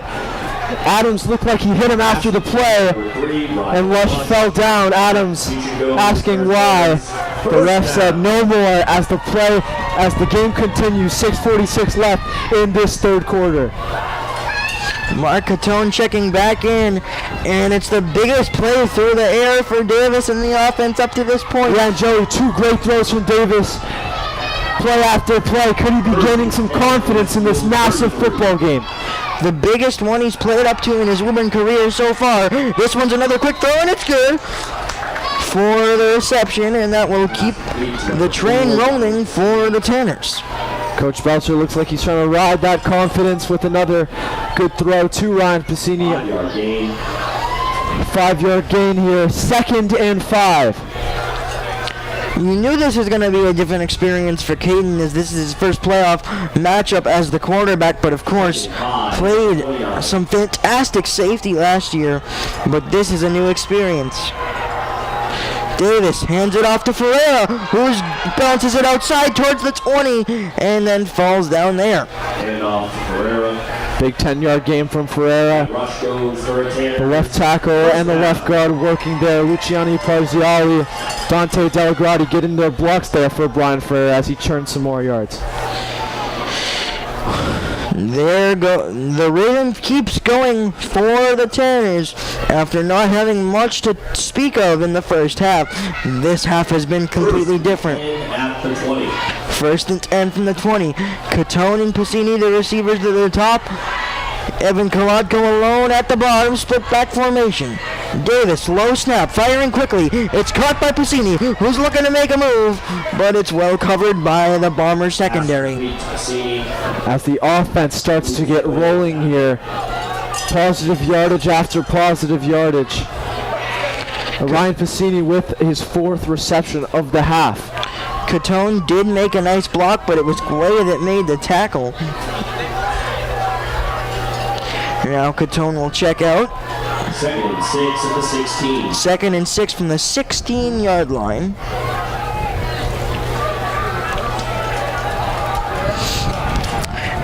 It looks to be trips offset to your bottom screen.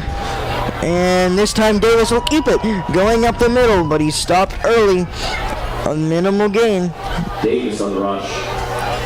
Trying to catch Westfield off guard here. Three wide receivers to your left. Davis with the keeper getting a couple yards there, but a massive 3rd down play nonetheless. 3rd and 4, and then if unsuccessful, we have the decision of whether or not to take your field goal, try to go up 9, or keep it going. You would have to assume, though, that it's 4-down territory. 100% Joey, and the one field goal that Mark Coutone attempted last week, it was a long field goal, but it was ultimately wide right. So you want to use that high-powered offense that 3rd and 4, split back formation. Evan Kolodko, the outermost receiver. It's a handoff to Ferreira, who's got enough for the 1st down, which will keep the drive going. Rush by Ferreira goes for Tanner's 1st down. Good work from Ferreira to cut inside, look for that space, and get tackled at the end of the play. Credit to the blockers, the guards in the center, whether it be Joe Senna, Dante Delagrati, and company, do a great job to get Brian Ferreira his space on 3rd down. And here we go, Joey, 1st and goal. That'll bring up a 1st and goal from the 8, as you said, Zeke. The Tanners keep the offense rolling. Lush in the slot, and Pacini, the outermost receiver, to the bottom of your screen. Split back formation once again. Davis fakes the handoff, still has it across the middle, deflected and out of the back of the end zone. There were 2 Bomber defenders there, but no one could get a hand on it. Yeah, it looks like Ryan Pacini struggling to find his feet in the end zone. as trainer Megan, running out to tend to him, will take a quick injury timeout.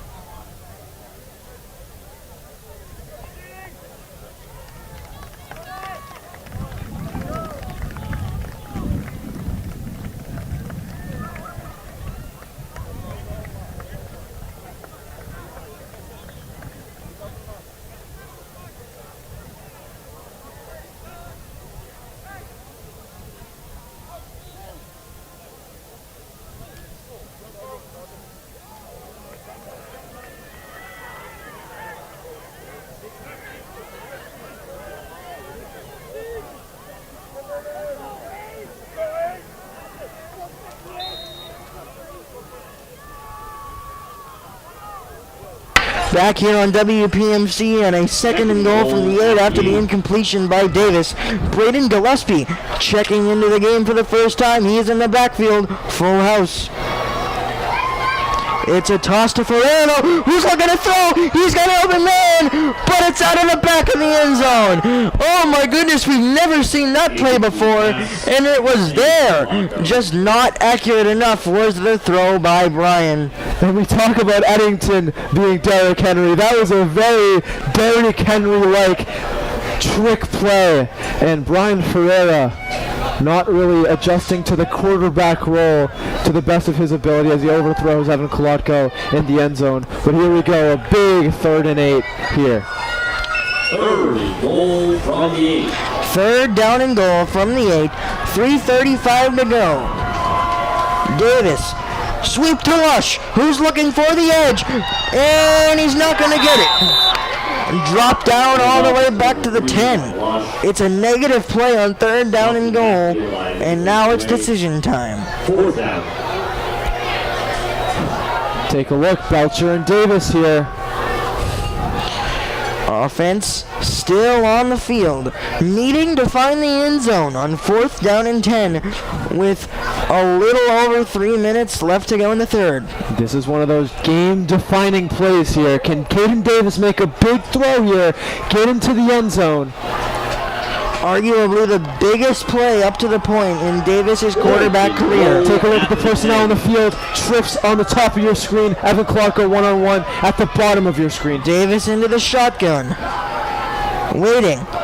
Now takes the snap. Drops back. Looking right. It's a quick toss to Ferreira, who's looking to get into the end zone, but he stops short. A nice designed play there by the Tanners, but Ferreira stopped at the 2, and it'll ultimately be a turnover on downs. And Ferreira does his best to even get to the 2-yard line. It was looking like a 4 or 5 yard gain, but silence around Connolly Memorial Stadium as a turnover on downs. Down 12 points with 2:33 left in the 3rd quarter. However, the Tanners have pinned the Bomber offense back into their own end zone, and they've got a full house, maybe setting up for a quarterback sneak to open up some room. Instead, they'll go all the way back to Eddington, who almost breaks through. There he goes! And now taken down across the 25. It was a big bunch formation, but Eddington broke through everyone. And here's Eddington on the ground in pain after that tackle by Kanevi. He cannot get up. This would be a massive loss for the Westfield Bombers. But either way, going out with a huge play is Eddington, if he does have to take some time off, as we'll take a look back at Milton and Stoughton with 2 up 2. Milton up 4 scores. Milford, up 4 scores. As a show of respect, the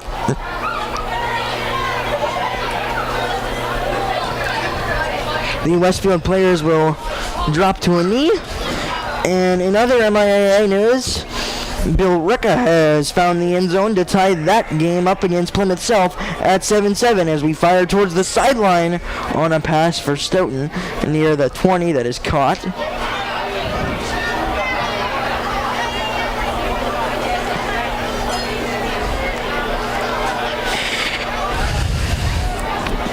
Milford have had an incredible season, of course, at the top of Division 3, as they are 7-1 this season. Their only loss coming to King Philip Regional. King Philip, one of the most high-powered high schools for football in all of Massachusetts.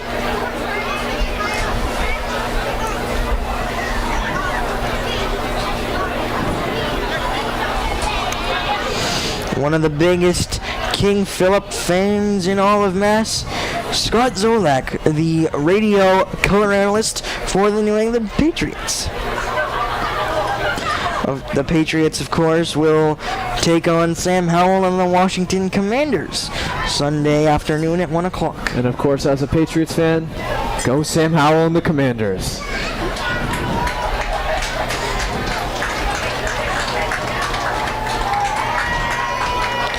Eddington very gingerly making his way off the field with two trainers behind him. And let's see who fills that running back void with Eddington subbing out of the ball game for the moment. Yeah, Joey, and with Eddington not in the game, their other running game success has come from quarterback Jackson St. Pierre, so they could be going for him for a lot of run-pass options. St. Pierre in the shotgun. It'll be a handoff. Up the middle it goes. A fresh pair of legs across the 40. It's going to be Lucas Guay, this junior. Of course, the wide receiver coming in right away with a big run of his own. Woburn looked a little caught off guard there.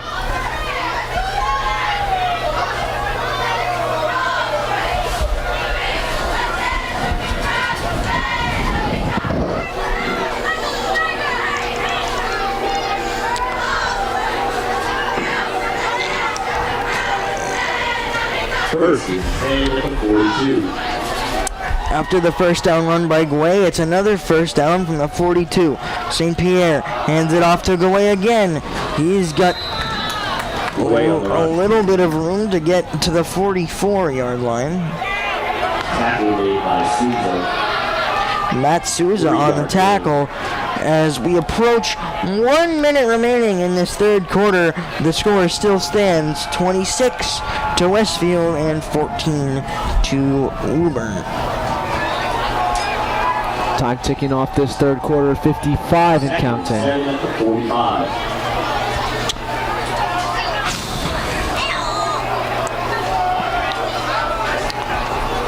St. Pierre in this Westfield offense in no rush. Up 12 in the second half. St. Pierre keeps it this time. He's got some space to roam. Out across midfield to 45-40 and out of bounds there. Jackson St. Pierre on the rush. Like we talked about before, you don't have Eddington, you give it to St. Pierre. He has the rushing ability as a quarterback, the speed and agility to get to that corner.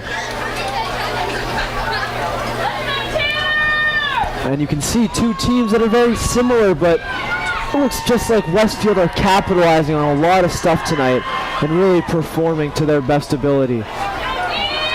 Mostly the mistakes of the Tanners on offense with the multitude of turnovers. St. Pierre with two receivers to the top and one to the bottom, and Guay still the running back without Eddington. Guay finds some area to roam, and he's chopped down by the legs.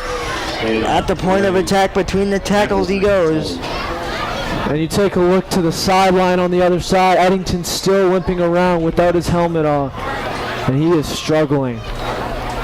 But Guay is not playing too bad himself. And with that final play, we will head to the fourth quarter. 12 minutes of football remain to decide who gets the spot in the Elite Eight between Plymouth South, between the winner of Plymouth South and Billerica will play the winner of this contest in the Elite Eight. We'll be back after a quick break on WPMC.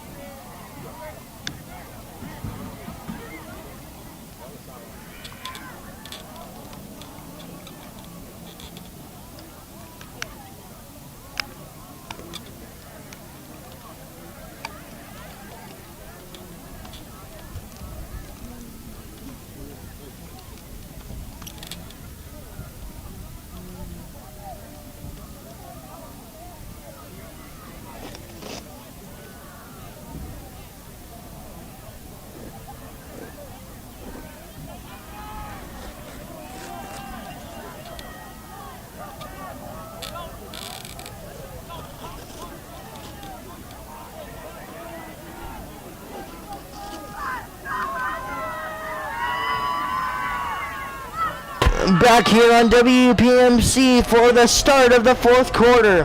The Tanners defense in desperate need of a stop.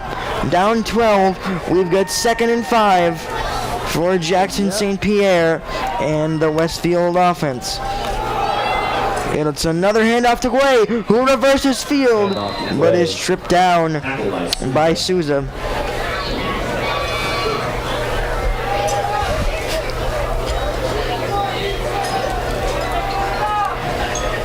Take a look at the replay here. Guay continuing his success in the running game after Eddington's departure. He's really shown some agility here in his time at running back. It's another handoff to Guay. This time he goes straight up the middle, but is stopped pretty quickly at the 31. But he's got enough for a first down.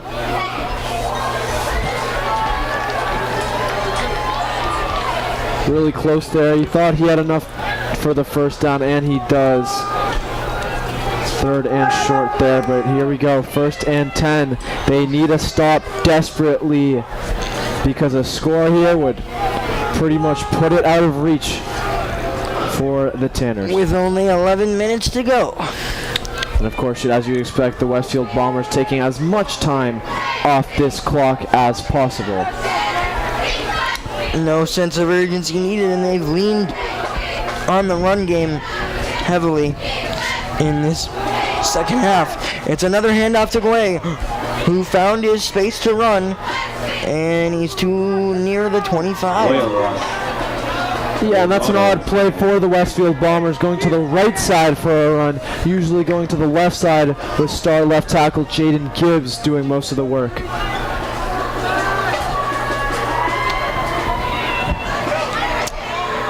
The Tanners in desperate need of a stop, but what even might be more helpful is a turnover if they're able to manage. Turnover would change the game here. It'd be a defining moment. Let's see if they can pick it up. As you'd expect the Westfield Bombers to go right back to a running play here. St. Pierre waits for the snap. This time he keeps it himself. J.J. Merlane can't get there. And it's a nice run on 2nd down by St. Pierre. Boy, enough for the first down. Boy, is he quick. Look how he gets the edge past Merlane and right into the tackle of number 10, Mark Coutone. Really working those legs, and he is fast down that sideline.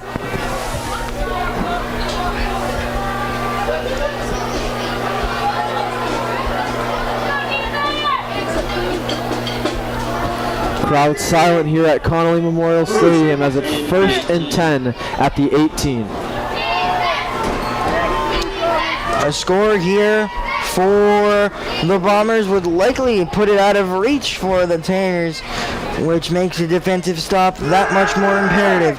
Gray is stopped behind the line this time. The ball is loose. We'll see what happens here. It is a fumble. The Tanners fall on the football, and there's the change of possession they may have needed. And you called it, Joey, a big fumble recovery from the Tanners. They failed earlier in the game, but here it is, and the Tanners are going the other way. Now it's time. Caden Davis, you must ask him, is he going to deliver here? Is Brian Flair going to deliver here? It is time for this Tanners offense to start winning football games here with 9:01 left in the fourth quarter. Not only was there a hush that fell over the crowd for a moment, there was also a pause. I took a look down at the coordinators, who were pointing the opposite way, and they were the only ones who seemed to know that the ball fell on the ground. Aside from the players on the field, obviously. 100% Joey, and here we go. Delagrati, Senna, Parziali, Merlane. This offense needs to start delivering. Here we go, Caden Davis. A big moment here for Caden, the junior, in his first year as the starting quarterback. It's a reverse to Lush, who was looking to throw, but instead he's chopped down behind the 20. And yeah, just that pause there from Lush as he looked to pass. Maybe couldn't get him away from the tackle of Guay. I believe Lush does have a little bit of quarterback experience. Tanners have to have a sense of urgency here as 8:33 and running come off this play clock. But he's another one of those football and baseball guys, so you know he can throw it if ever needed. Similar to backup quarterback Sean Marsh. As Caden Davis this time will hand it off to Ferrer, who's looking to bounce to the outside. He's got some speed, but he's only able to manage a little bit past the line of scrimmage. That's another player down here. But they're up fast and they seem to be good to go, but it's quickly another third down for Davis in the offense, as we are now under 8 minutes to go in this football game. An imperative play here. And down 12 late in the fourth, you have to assume, even though it's deep in their own territory, it's 4 down territory for Davis in the offense.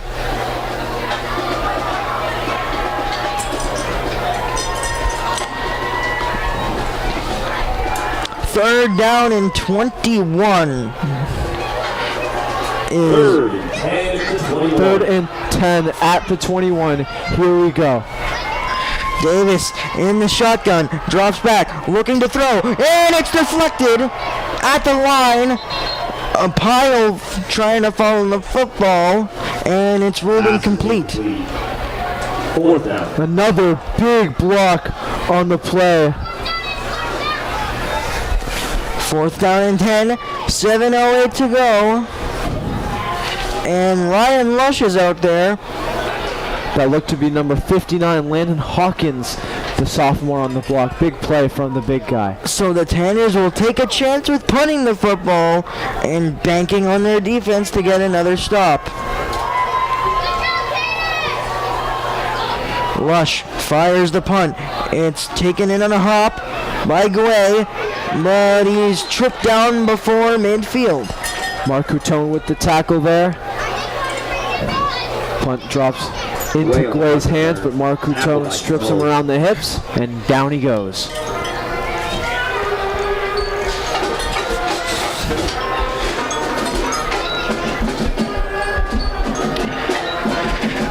Tanners squander their opportunity on the last drive and now bank on their defense, as I said, to come up with another clutch stop late in the fourth. Still down 12. St. Pierre and the offense still sans Eddington.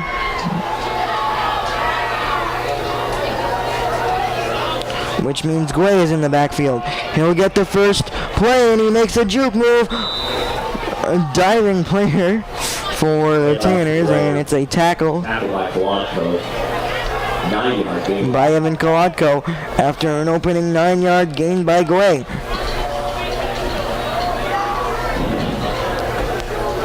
And the speed of Guay is really getting to the Tanners here, as Eddington obviously the more physical of the two running backs.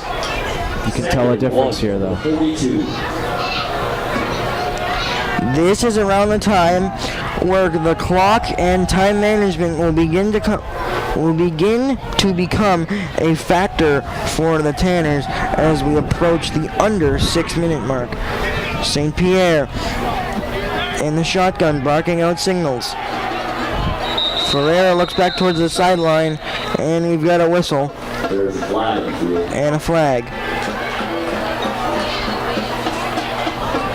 But instead we've got a timeout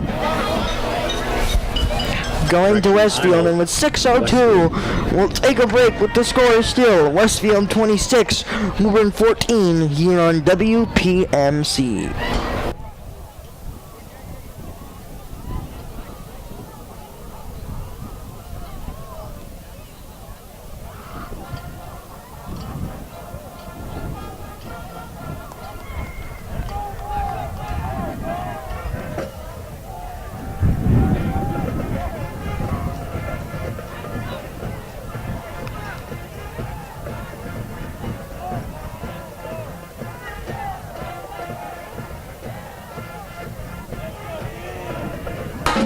We are back on Woburn Public Media Center after the Westfield timeout, and with 6:02, the Bombers find themselves up 12, and time is on their side.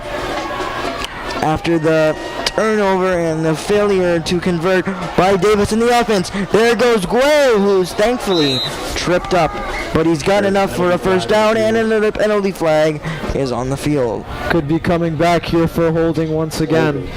Against Westfield.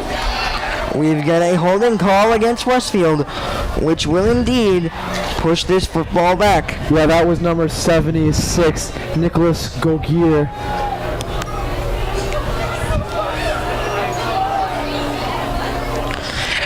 .555 remaining in the fourth quarter. As time keeps ticking off this clock, 5-5-0 and counting.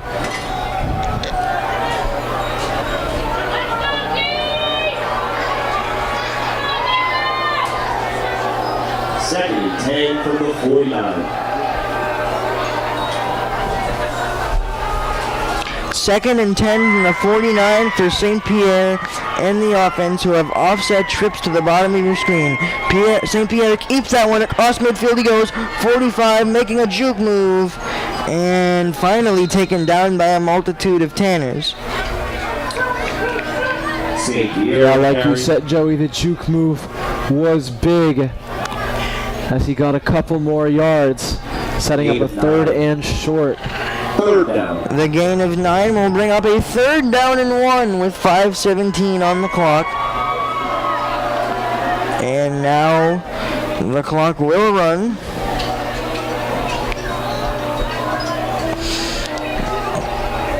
Of course, with a running clock, the Bombers are in no need to hurry up the offense. Up 12.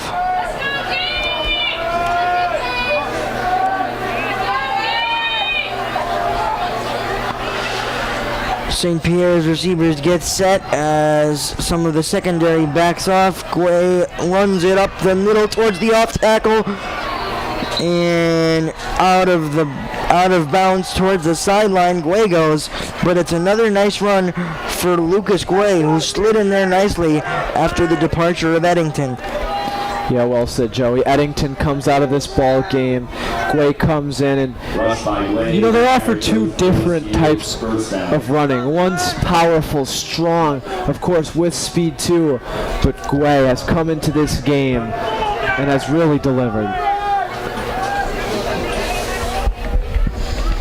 The Tanners now in desperate need of the second turnover of this quarter,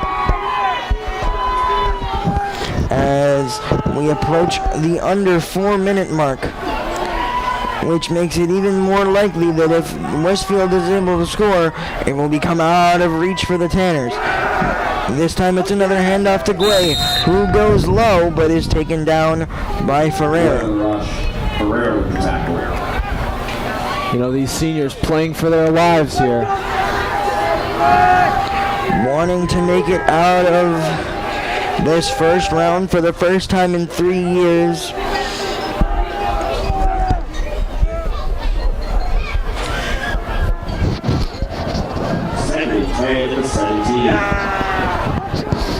Second and 10 from the 17-yard line with 3:23 and counting left to go. 2 receivers at the bottom and 1 lone to your top with an offset fullback behind the line.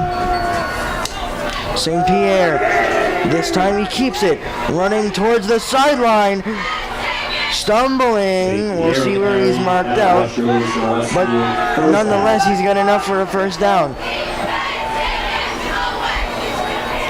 That one will stop the clock at 3:04.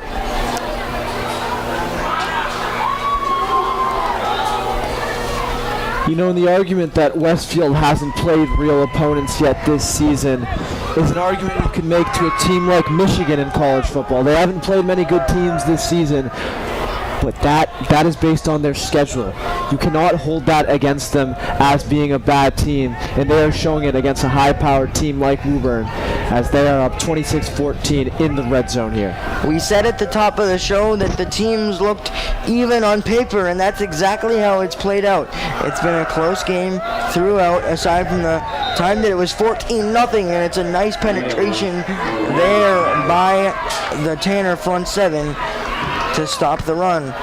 But we are now under 3 minutes to go, with the Bombers on the doorstep of another touchdown that would seal their victory.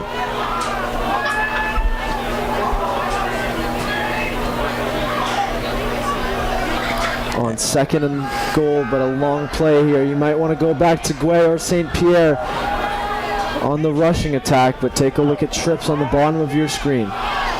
The Bombers still slowly getting into their offensive set. St. Pierre does keep it. He goes up the middle, and he's in for the touchdown. His second rushing touchdown of the ball game and of the second half. And with that, your score 32-14 in favor of the Bombers. And St. Pierre with the keeper takes it 10 yards up the middle, and I hate to break it, that is the dagger, folks, as St. Pierre delivers his mark on Connolly Memorial Stadium, as the Westfield Bombers are going to take this one up 24 with 2:11 left.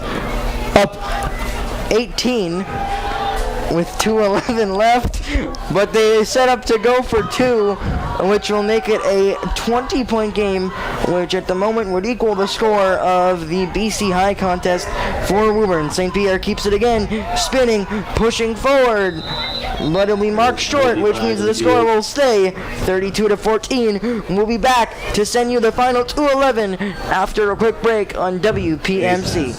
Against Woburn.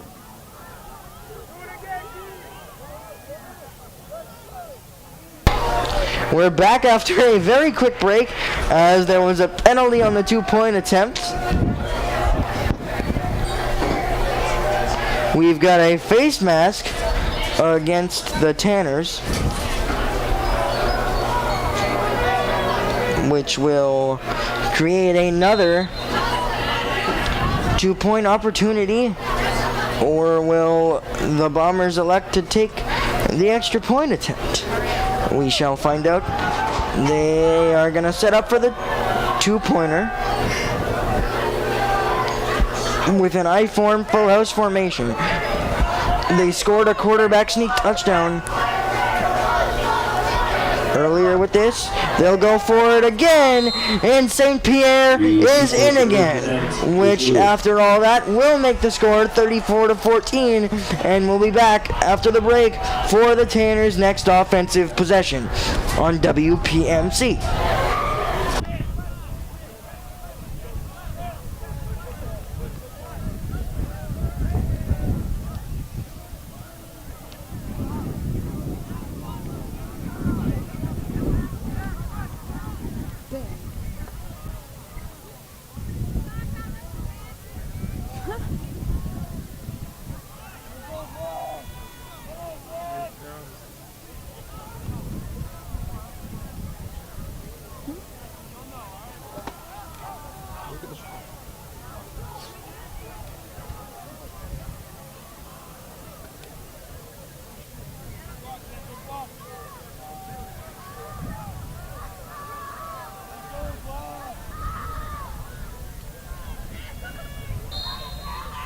back here on Woburn Public Media Center with the score to 34-14 in favor of the Westfield Bombers. We'll take a moment to look ahead as it looks like Westfield is going to take this one. As Ferreira bobbles it, instead falls on it, now has to make a move. To the 20 down the sideline he goes, able to make something out of nothing. And with 2:03, here comes the offense. Caden Davis still in that huddle.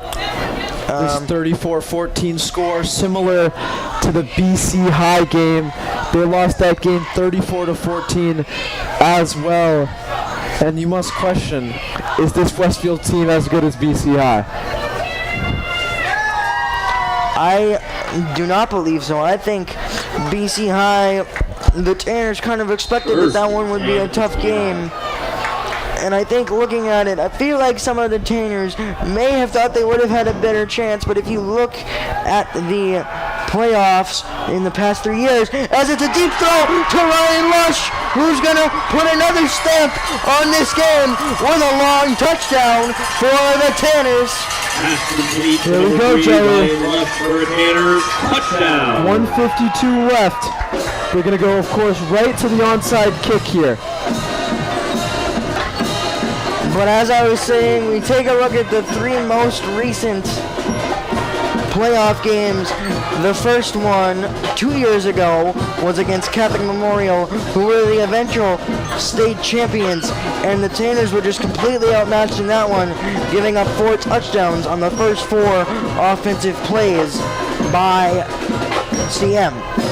Now we look at last year, Marshfield has always been a good program, and then you look at today as the kick by Catone is good to make it 34-21. That one tonight maybe got away from them early, and it may have something to do with underestimating this Bomber team. Yeah, Joey, and of course, we have to mention that great throw by Caden Davis right into the hands of Ryan Lush, and he used that speed to get to the end zone. Big onside kick here. If they can get the onside kick recovery, there is a chance in this football game. Another touchdown would only bring them down by 6, and with a 2-point conversion, obviously 5. But first, the onside kick is necessary. Souza subs out Alex Loria, and out comes Braden Gillespie for Jason Patamas. More of the hands team.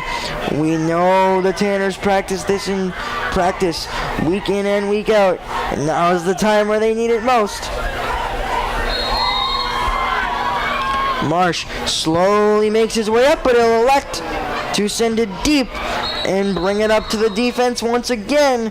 But this seems to be an interesting decision with less than 2 minutes to go. Yeah, and you're counting on your defense here to deliver, I guess. Of course, they have a couple timeouts left. Defense delivers, you get the ball back, score a touchdown, and here's the next onside kick. At that point, I think you need to go for the onside kick. I mean, if I'm the coach here, Joey, if I'm the coach, I might question that decision, because 1 first down and this game's over. So you get the football, say Westfield gets the football at around the 45, recovering the onside kick, get that first down, the game's over anyway, no matter what. Now, we've been talking about turnovers this entire second half. This is where it becomes most paramount. Guay up the middle, lowering his shoulder for a gain of 6.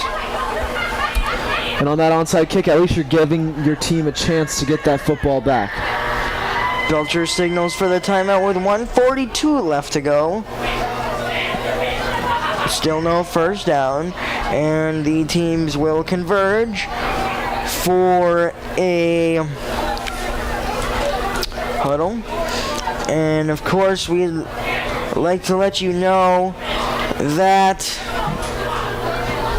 the winner of this game will go on to face the winner of 2nd seeded Billerica Memorial and 15th seeded Plymouth South.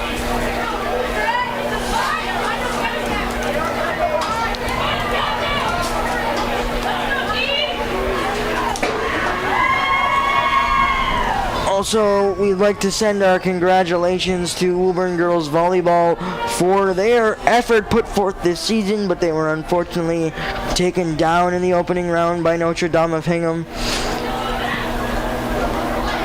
And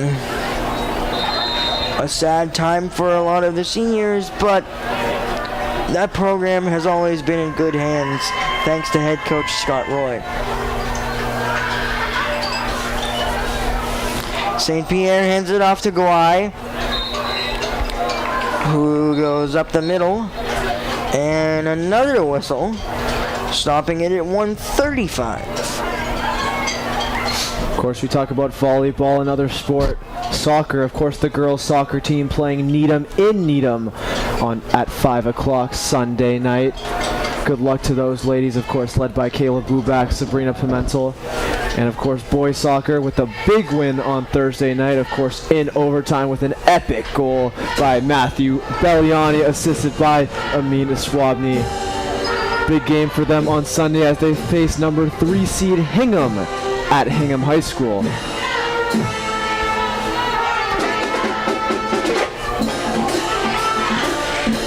As the final countdown rings out from the Woburn Memorial High School marching band, who are not currently marching, of course.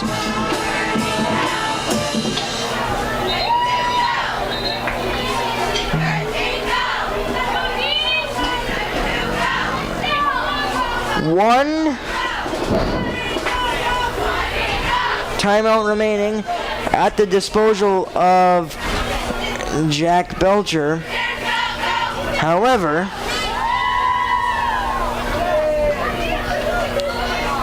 St. Pierre drops down to a knee in victory formation. The clock is running and no timeout taken by Coach Jack Belcher. One or two more knees is all it's gonna take for Westfield to come away with tonight's victory. 103. And as time keeps ticking down in this game, we like to look forward on the schedule 20 days from now, Joey, that Thanksgiving matchup, Woburn versus Winchester, of course, the legendary rivalry, and the last game for some of the beloved seniors in this program. Of course, WPMC, me and Joey will be on the call. Of course, we'd like to thank our producer, Kevin Burkett, our director, Anthony Gilio, and of course, the whole rest of the WPMC crew for being with us all season, as 20 seconds and counting off this clock. The Westfield Bombers will move on to take on the winner of Plymouth South and Billerica Memorial, and as the final seconds tick away, the Westfield Bombers have come in to Conley Memorial Stadium and pulled off the victory against the Woburn Tanners. They will extend their overall record to 8-1. The Tanners dropped to 6-3. And for our entire crew at WPMC, I am Joey Matroni. Thanking you for watching. Have a good night, everybody.